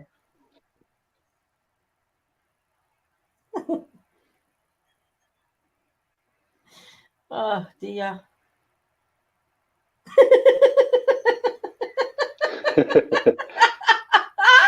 But he's got He's The got blue the necklace blue on. heart necklace. Oh, like, yeah, so Bless you. gorgeous. I have never ever laughed as much in my entire life when I opened that message, because it was something that I wasn't ever expecting to witness. But it was, honestly, it's one of the most funniest things ever. Everything. Do you know, if I feel down, I just look back at that message and I just think, right, I'm just going to play that because it just makes me cry with laughter. But that's Simon's friend. That's Clive, who Simon works with, and he's just amazing. Yeah. We're hoping to get him on a live, but he'll say it as it is. He, in a way, he's a Simon, but Clive does have no filter. Simon has a little filter. Clive has no filter, and he will just... okay. So what you're saying is Clive is Simon with a couple of bottles of booze. Yeah, but he doesn't need. Gotcha. I just put that one on where Joanne put Baz, sick face and logs. I thought she were on about me in Speedos and a cape, but she weren't. She were on about something else. Dear. So, any plans for this week, DP? Because obviously you're going to be stuck in not doing anything. Are you like us, looking for locations and just like, are you still putting content up that you've done or saved, or? I'm kind of doing everything, trying to put stuff up and try to go out at the same time. It's kind of hard. Yeah, it is. See, I think that again, it's just so hard for everybody at the minute, because it's just shite.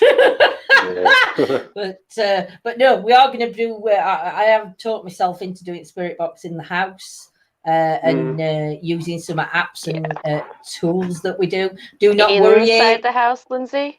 Yes, but don't worry. I've got my protection rituals all over. Okay. Sigils. I'm just saying. I mean, that's why you have the Parashack, because you were very insistent on not doing it inside the house. We've got sigils up all the way around room now, though. Again, though, because Michael was still at school, and because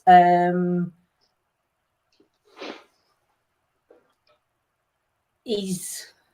If this lockdown lasts much longer, I'll be living in shed. I'm telling you, just to get some peace.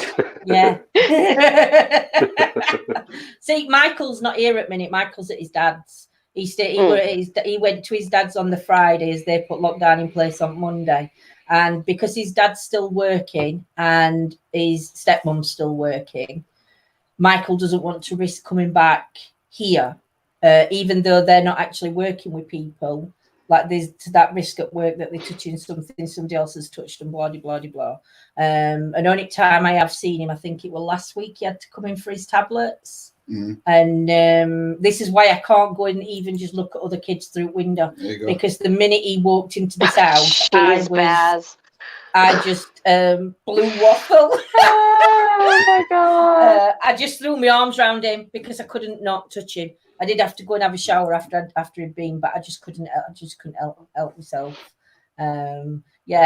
Blue waffle. Oh my god! Did any of you Google that? Did you Google that, DP? The blue waffle. Yeah, I Googled that. Yeah, don't do that. Oh dear. Anybody? At least it's put everybody off blue cheese. Did you hear? Did you hear that guy who went on a 7-mile round trip because he needed a break from his wife? He got caught by police, and that was his reason. Because he needed a 7. That'll be John. That'll be John. He'll go out and he'll say, I needed a break from her indoors. Come on. Stop talking about the waffles. Why are you planning on eating some waffle, Gemma? Dear, you're disgusting. It's not me. It's not me. I'm not being the disgusting one. So it's been a very strange weekend, I think, this week. A very strange weekend, I think. But to me, it's like days are just rolling into one. Yeah. There's no time. There's no time. I have to look at my phone now every morning to see what day it is. I do. I mean, I've got some tablets, and they're in like Monday, Tuesday, like one of them week things. So I know what tablets I'm taking. And every morning I get up and I'm like, what day are we on? because I just literally don't know what day. Today feels like a Sunday to me. For some reason, I still feel like I'm on a close. Sunday. You're close. Yeah. Yes, Laura, we're still alive. Yeah, if I went out for a 7 mile walk and police stopped me and they said, "What are you doing out for a walk?" I just said to they're going to have 10 minutes worth. You know, you do know when we come off this live. They're going to sit here for 10 minutes. You come back out and say, "Sure, you don't go for another 7 mile walk." I'm totally lost. Never know what day it is lately. I have to do that with my tablet. I know it's shocking.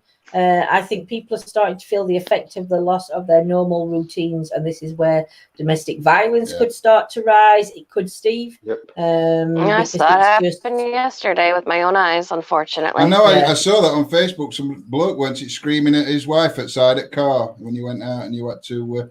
You went out, and he like jumped back in car, and off they went.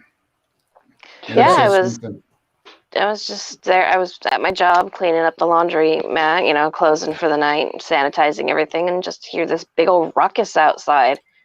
It was awful to listen to, and that's why I literally rushed out there. I'm like, "Hey, is there a problem out here?"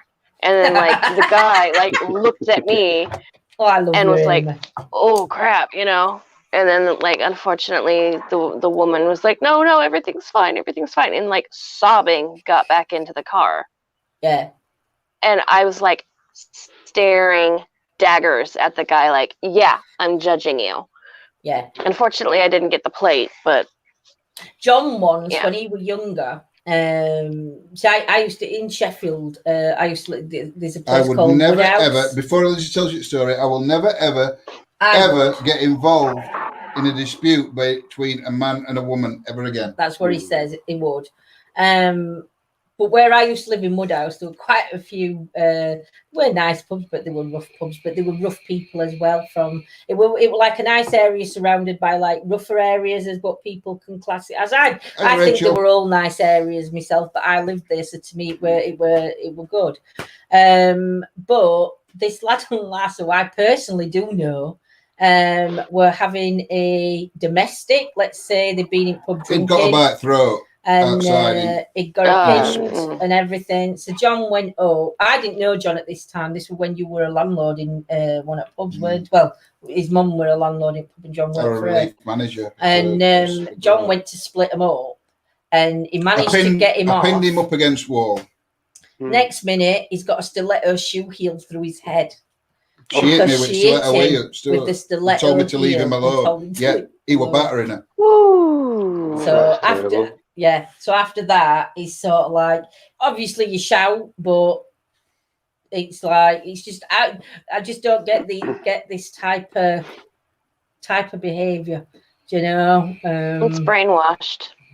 Yeah, it's being brainwashed. It is.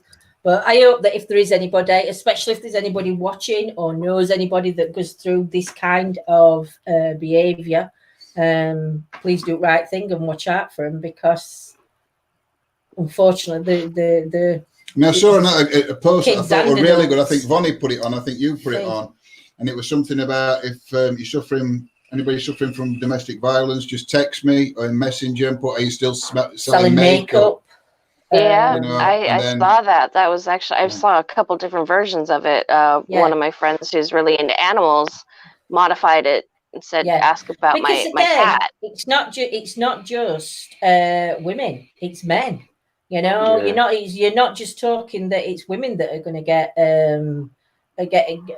get this. Men. Are you pointing at you for? But seriously, there is so abused, men, John. Yeah, men are abused as well, and I think that's got to be a big thing that everybody's got to be aware of these days. That it's not just. Bless you, it's not just it's not just a woman thing. This where a man beats on a woman. There's women that actually do beat on the men. Do you know? Mm-hmm. It's a difficult call. So just watch for your neighbours and your friends and Vonnie put it in a group. I knew Vonnie had put it on. Idiots aiming laws in pubs and clubs. Idiots Amy. Laws in pubs and clubs. I don't get that one. I'm missing some of what Chris is saying. I saw on the news that a 111 dispatcher in USA who was asked for a pizza. Is that meant to say bewitched? A 111 dispatcher was asked to get him a pizza. Yeah, there was one on here about contacting any of the pharmacies or doctor's office and asking, is Angela working? Yeah, that's another one going round. Yeah, that's usually in pubs and bars. Yeah. Oh, bless Karen. And I think I saw Joanne's post as well. My sister did a lot to therapy. Yeah. But no, it's just crazy. Everybody needs to drink Lipton's tea. Lipton's chamomile tea is the best thing for relaxation. It's not Lipton's that you drink chamomile. That's peach. That one. Oh, is it? It's that. Can't remember what it's called. Fruity or something. Fruit. I didn't realize you had Lipton's over there. Yeah. Oh, it's I've got peach one today. You have to pass me my hand, so I love my peach tea. So, what topic would you like to discuss? Come on, DP. Come on, Amy. I was going to ask you, what spirit boxes do you use? Spirit boxes, that's John's question. Got 4 that we use. We don't use all of them. We've got the SB7 that we use a lot, PSB7. We've got the SB11, but it's like too big when you're carrying it around when you're out on investigation. I've got one called the S-Box. Lindsay's not right keen on that one. No. It's a bit noisy. And then we've just got that Roberts 99. See, I like the Roberts one. Roberts box, which is just a normal radio that's been hacked. If you can, I'll tell you something. If you can get hold of one of them, though, then Roberts radios, they've got to be a certain make. Wait, Roberts, but it's got to be a certain model. I can't certain model. John will show it you. But if you can ever get these, it's very rare they do come up. But if they do come up, there were a couple on eBay, and Simon were bidding on them. And they were on for something. There were 2 radios on, and I think highest bid were about £5 something. And because Simon were bidding on them, I thought, well, I'm not going to bid on them either, because obviously, do you know what I mean? And Simon went to work and forgot about the bid, and he lost out. And they sold. No. Roberts 9921. But if you can get hold of them, but I think you do 9918 as well. But we can actually send you and it's show only you a case how to, with these. It's only a case taking about 4 screws out at back. Back comes off, and then there's like a ribbon. It's like all wires in a ribbon, and you just cut one at wires, and that's it. So we can let you know how to do it. But they're like gold dust at minute. Yeah. But if ever you do get them, I mean, normally they're around 30 quid. I think we paid about 30 for that one. Yeah, 30, 35. With 25 and £5 postage, you're 30 quid. Yeah, 30 quid we paid, which isn't a bad price. But you know, if you look, they're about 70, 80 quid. And I'm not paying that for a radio. Pre-done, they charge you like 70, 80 quid. They charge you that much extra for snipping a wire? Yep. Yeah. It's like them, I mean, I don't know how much DP's put his camera on now. Look. He's got one. He's got one. He's got exactly the same one. Is yours already done? Yeah, I got it off eBay. It was already hacked or something. I got it for about £55. See, that's not a bad price. And I got that SB11, but I just think it's a waste of money. Yeah. I just think it's too noisy. Yeah, it is. I mean, SB7, I don't know whether SB11 you can put it on a silent mode. But SB7, they've got like what they call a magnitude mode on it. I love that magnitude mode because it takes out all the white noise. But it's got to be on AM. You turn it on, turn volume up full, put it onto AM, and you turn it off, then turn it back on. And straight as it comes back on, you have to press scan up or down. Yeah. And it goes into like a magnitude mode, and it cuts all white noise out. That's my favourite setting on. Is that the one that sounds like the tribal drums? Yeah. Yes. Yeah, the tribal drums. Yes. I was like, this is my jam right here. Yeah, you can. But it does give that pulsing noise off. But I think it picks it up more because you put it through amp, don't you? So I think you hear that more clearly because it's coming through amp. because we are putting it through amp. It's just so quiet you wouldn't hear it. So But I'm looking at building some spirit boxes anyway. Yeah, he's bought stuff to. But with lockdown, I hadn't had a chance to go and look for boxes. We need some that's all we need. It's boxes, isn't it? And speakers. Speakers to put into. Well, John, if you need somebody to test your stuff, I'll send you one over. I'll send you one over. Sent, we'll send you one. Because I actually ordered the little Rick boards with a radio. Have you got them? Because if you can show them, that's it. You careful. Do you know? I'll also test your REM pods for you too. Yeah, because he's building some REM pods. See, if you technically, I couldn't do this because I ain't got brain to, and I am being serious when I say I haven't got the brain, because I would probably just either blow myself up. Honestly, mate, literally. Before I met John, I was quite technical. I could change a plug. I could change a light bulb. So you're saying it's John's fault? It's John's fault. It's John's fault because he's come into my life, and instead of me changing plugs, that's a right good picture. He's changed plugs. He's changed light bulbs. He's done everything. So it's made me like stupid. I love that. Is that yours? Is that your pup? No, it's just one I got off the internet. I thought it looked like Yoda or something like that. She does. She does. That's definitely a pub cross. Right, I bought these. I ordered them. They're just little FM radios. All right. And I ordered 2 of them, and I ordered 2. That's a sweep circuit to turn it into a spirit box. So I ordered 2 of each. Now I ordered these from China. Yeah. Before lockdown. And they said they were going to be here by a certain day, and they didn't turn up. So on the app it says, "Have you received it?" So I clicked no. Never thought no about it. About 2 days later, it came through, and then about 2 weeks later, another 2 came through. So what they've done is they obviously had said no, it's not arrived, and they resent them out again. So we've got 4.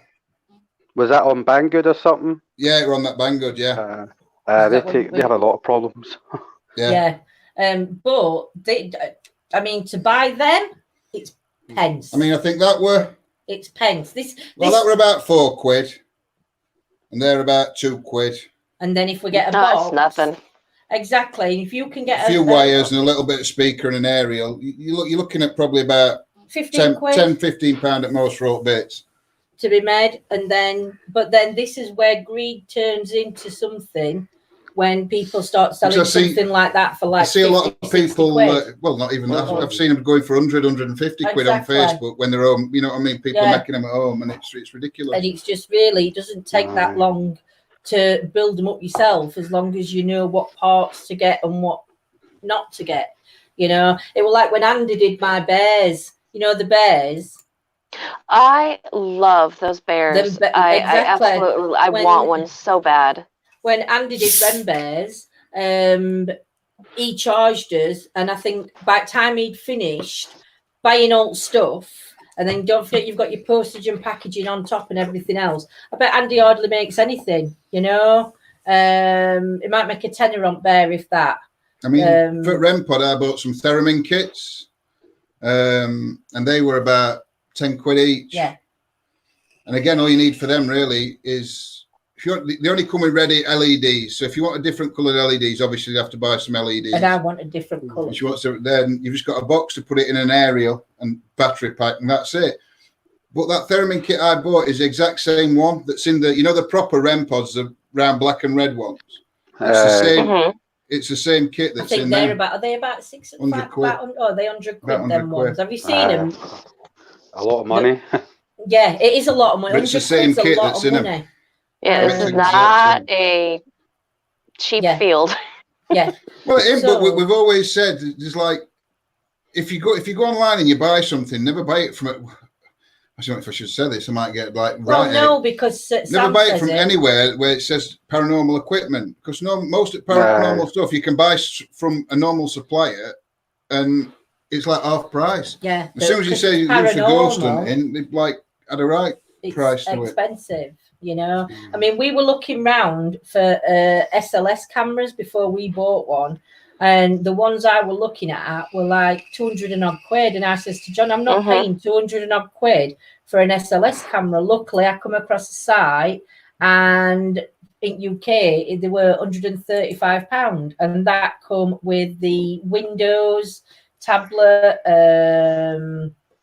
I've got a ring there. It's Garfield. Oh, wow. And I've lost train of fucking thought again. But yeah, I know I'm going to get virgin ears. But yeah, but whatever I was saying. SLS camera. Oh, SLS camera. That worked. My mind this is driving me insane. I'm forgetting everything. But yeah, we bought that, and it were 130 quid or 135 for SLS camera. But it come, everything were there. You got your Windows tablet. You were all set up. You didn't have to do anything when it come. And for that, I thought it were really good. Now we could have actually probably made it ourselves a lot cheaper than that, because we made ours. We've got a Connect. We've got Connect sensor from Xbox. The problem I had is I didn't want the full cable all wrapped up inside the box, and it just seemed too much of an arse for me to shorten cable. It were a lot of messing about. I tried myself for a present last year and bought it myself. Well, I didn't buy it myself. I tried John to a present, but it was for me, if you get what I mean. So that's how I work out buying stuff. John just does it sneakily, and something will come through post, and I'll say, what's that? I'll say, oh, it's what I ordered weeks ago. It's only just come through. And it's like, no, bank statement says actually that were ordered last week. No, I've never done that. You have? No, I haven't. Yes. I have. She does. I've ordered some more tarot cards. We were laying in bed the other night, and I said, oh, what do you think to these tarot cards? Went, yeah, they're nice. And they were half asleep, so I've ordered them. So I'm just waiting for my new tarots to come when post comes. So he got like 8 sets now. Only. Oh, I'm going for that glorious 10. I know, but I just look tarots. I just look pictures on them. It's just amazing. DP, any more questions, my lovely? Is there anything else you need to ask? Put somebody on spot. Well, you've got to put them on spot, eh, mate? You've got any questions? Don't matter if you have or your aunt, you're not going nowhere. But yeah, Bewitched, I saw it on eBay, but I've never been ghost hunting. Yeah, but Joanne, we're going to change that when we come and meet you. But no, DP, when we come up to Scotland, we'll give you a heads up, and you'll have to meet us. And we're meeting up with Johnny and Selena. And oh my goodness, she's going to kill me. Because I forgot. You're meeting up. Is it like Edinburgh or something? Well, I think what we're going to do is we're going to have a look for somewhere to stay in between Scotland and Edinburgh. I think Glasgow and Edinburgh. Glasgow and Edinburgh.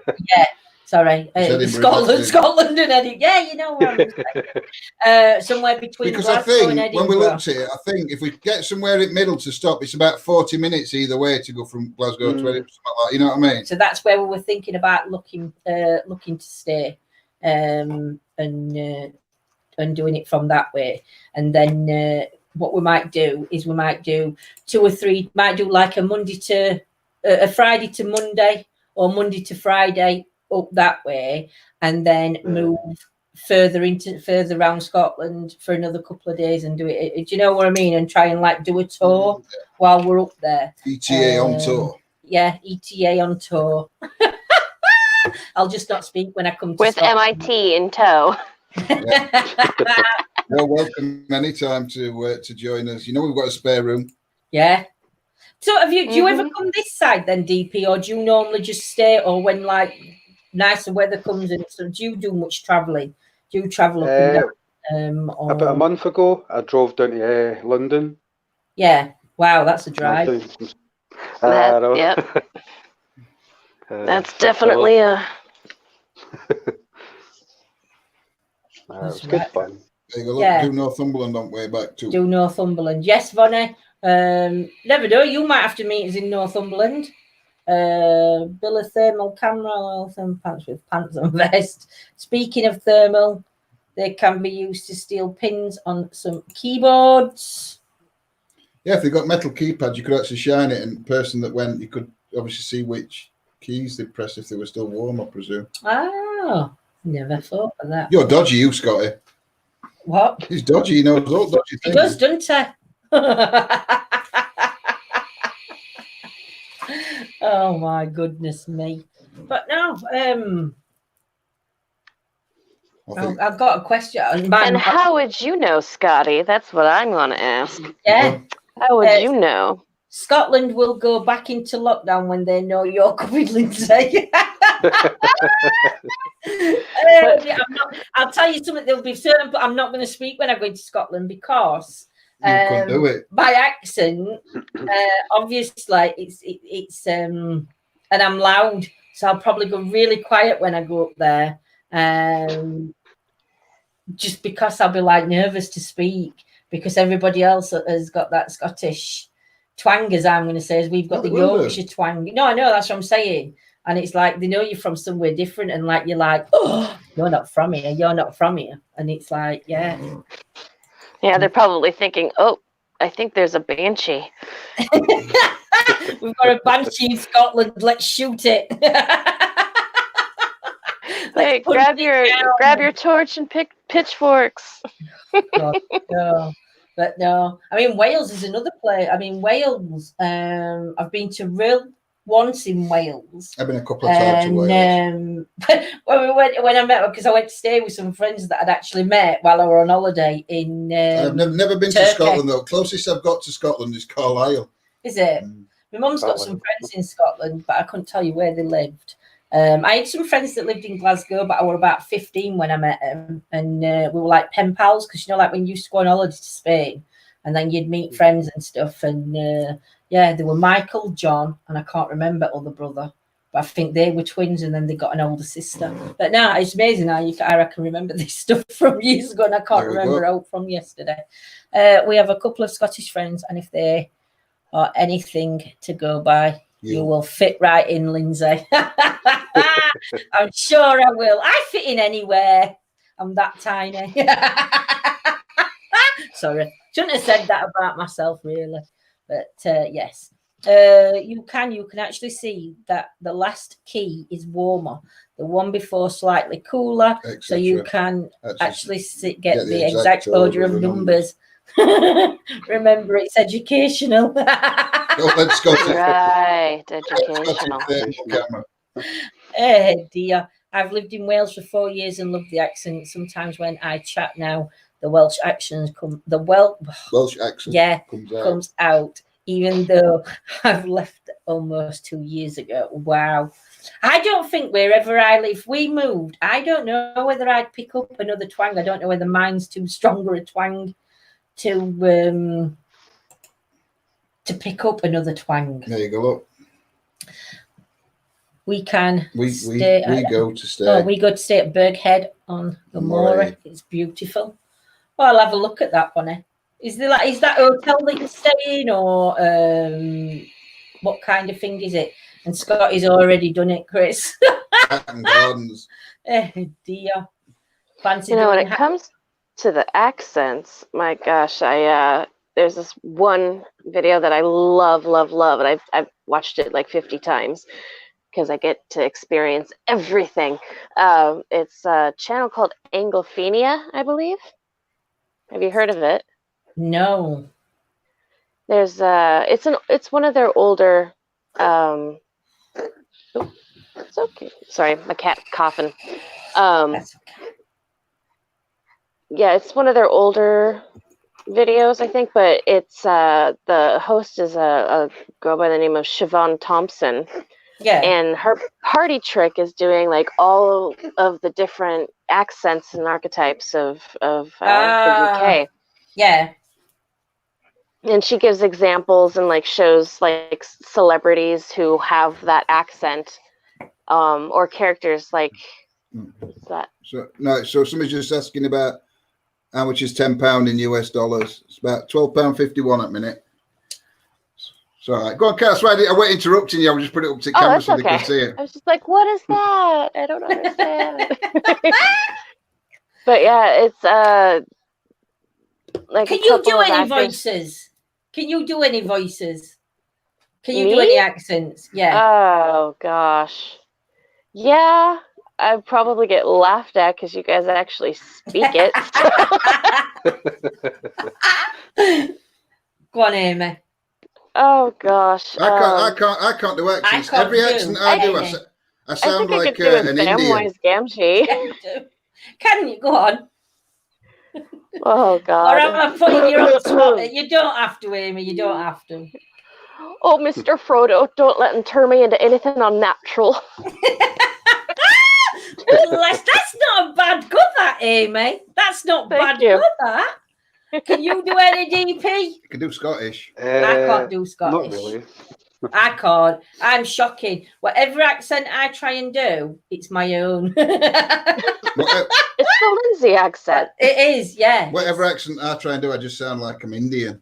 You do. You do. Try and do a Welsh accent, I sound like I'm from India. Yeah. You know, no, I'm no good.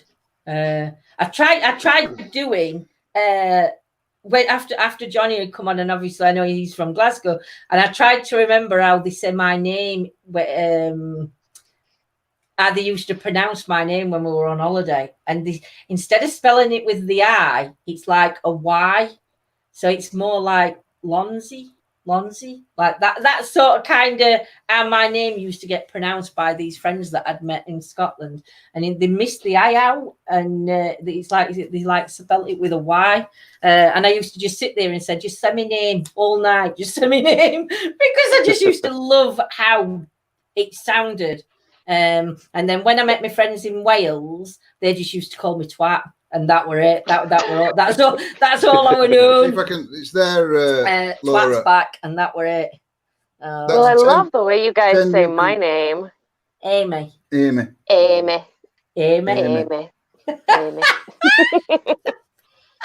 That's so over common. here, like, hi, my name's Amy. It's like so harsh. It's like Amy. So you're like, Amy. It's sing-songy. I tried to do a Welsh one and sound Indian. That's what she's laughing. She's laughing at me saying that, I think. Oh, I'm sorry, John, I wasn't able to catch it. Oh, she's seen it now.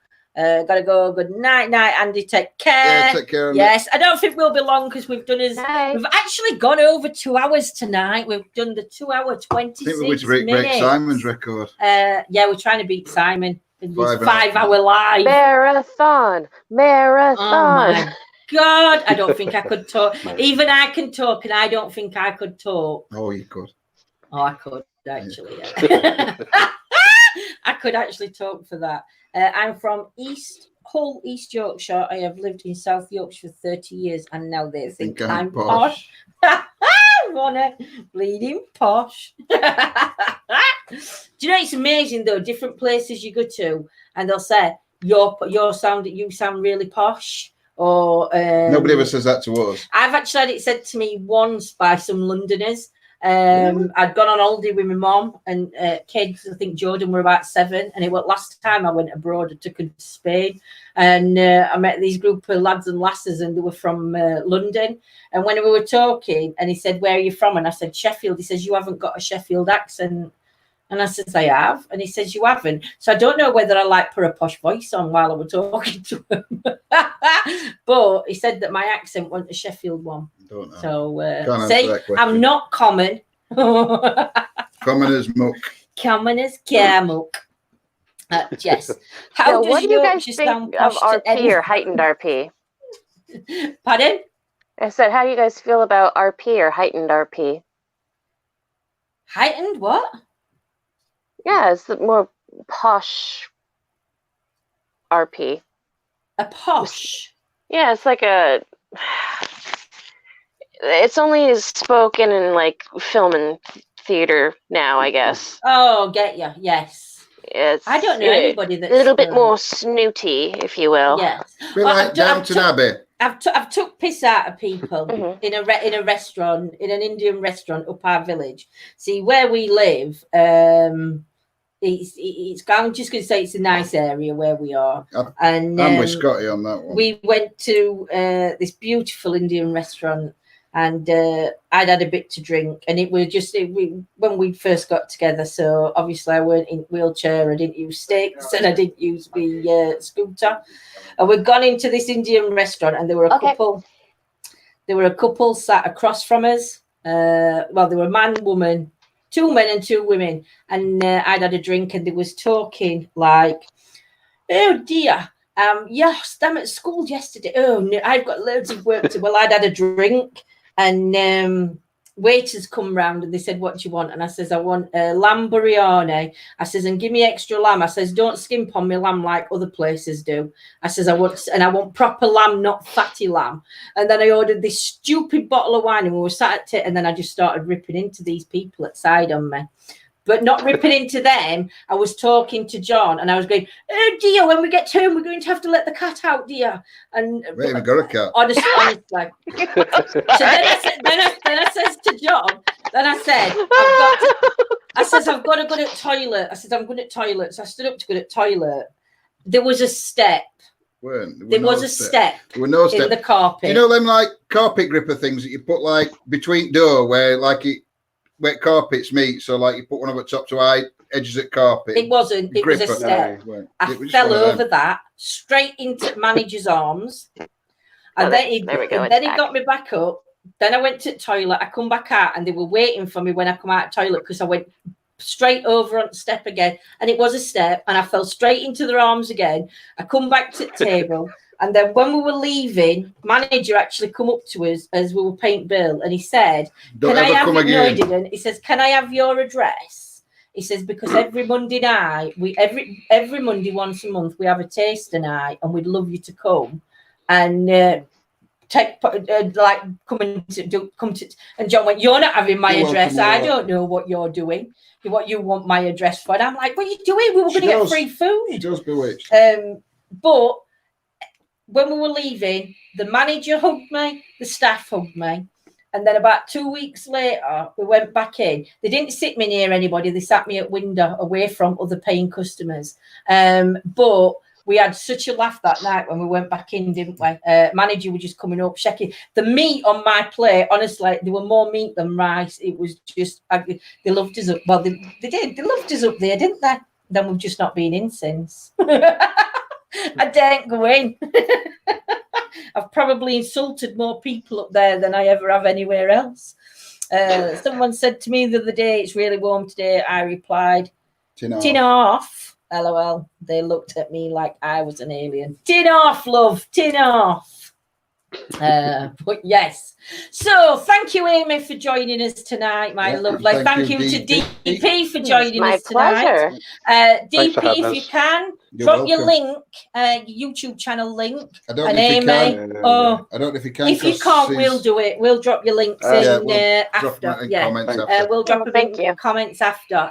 So we will be dropping links in comments after. Unless Scotty can do it. They didn't bewitch. They didn't sit me near anybody. They just sat us near windows. Because there's like 4 tables in windows, and they just sat us in window there, and everybody else were like other side of the room, so I couldn't take piss out or anybody. But thank you so much for joining. We will be back on tomorrow, probably. Tomorrow, and tomorrow I think we're going to do some spirit box and some some gadgety stuff. Might even put robot in house and see if we can get any interaction.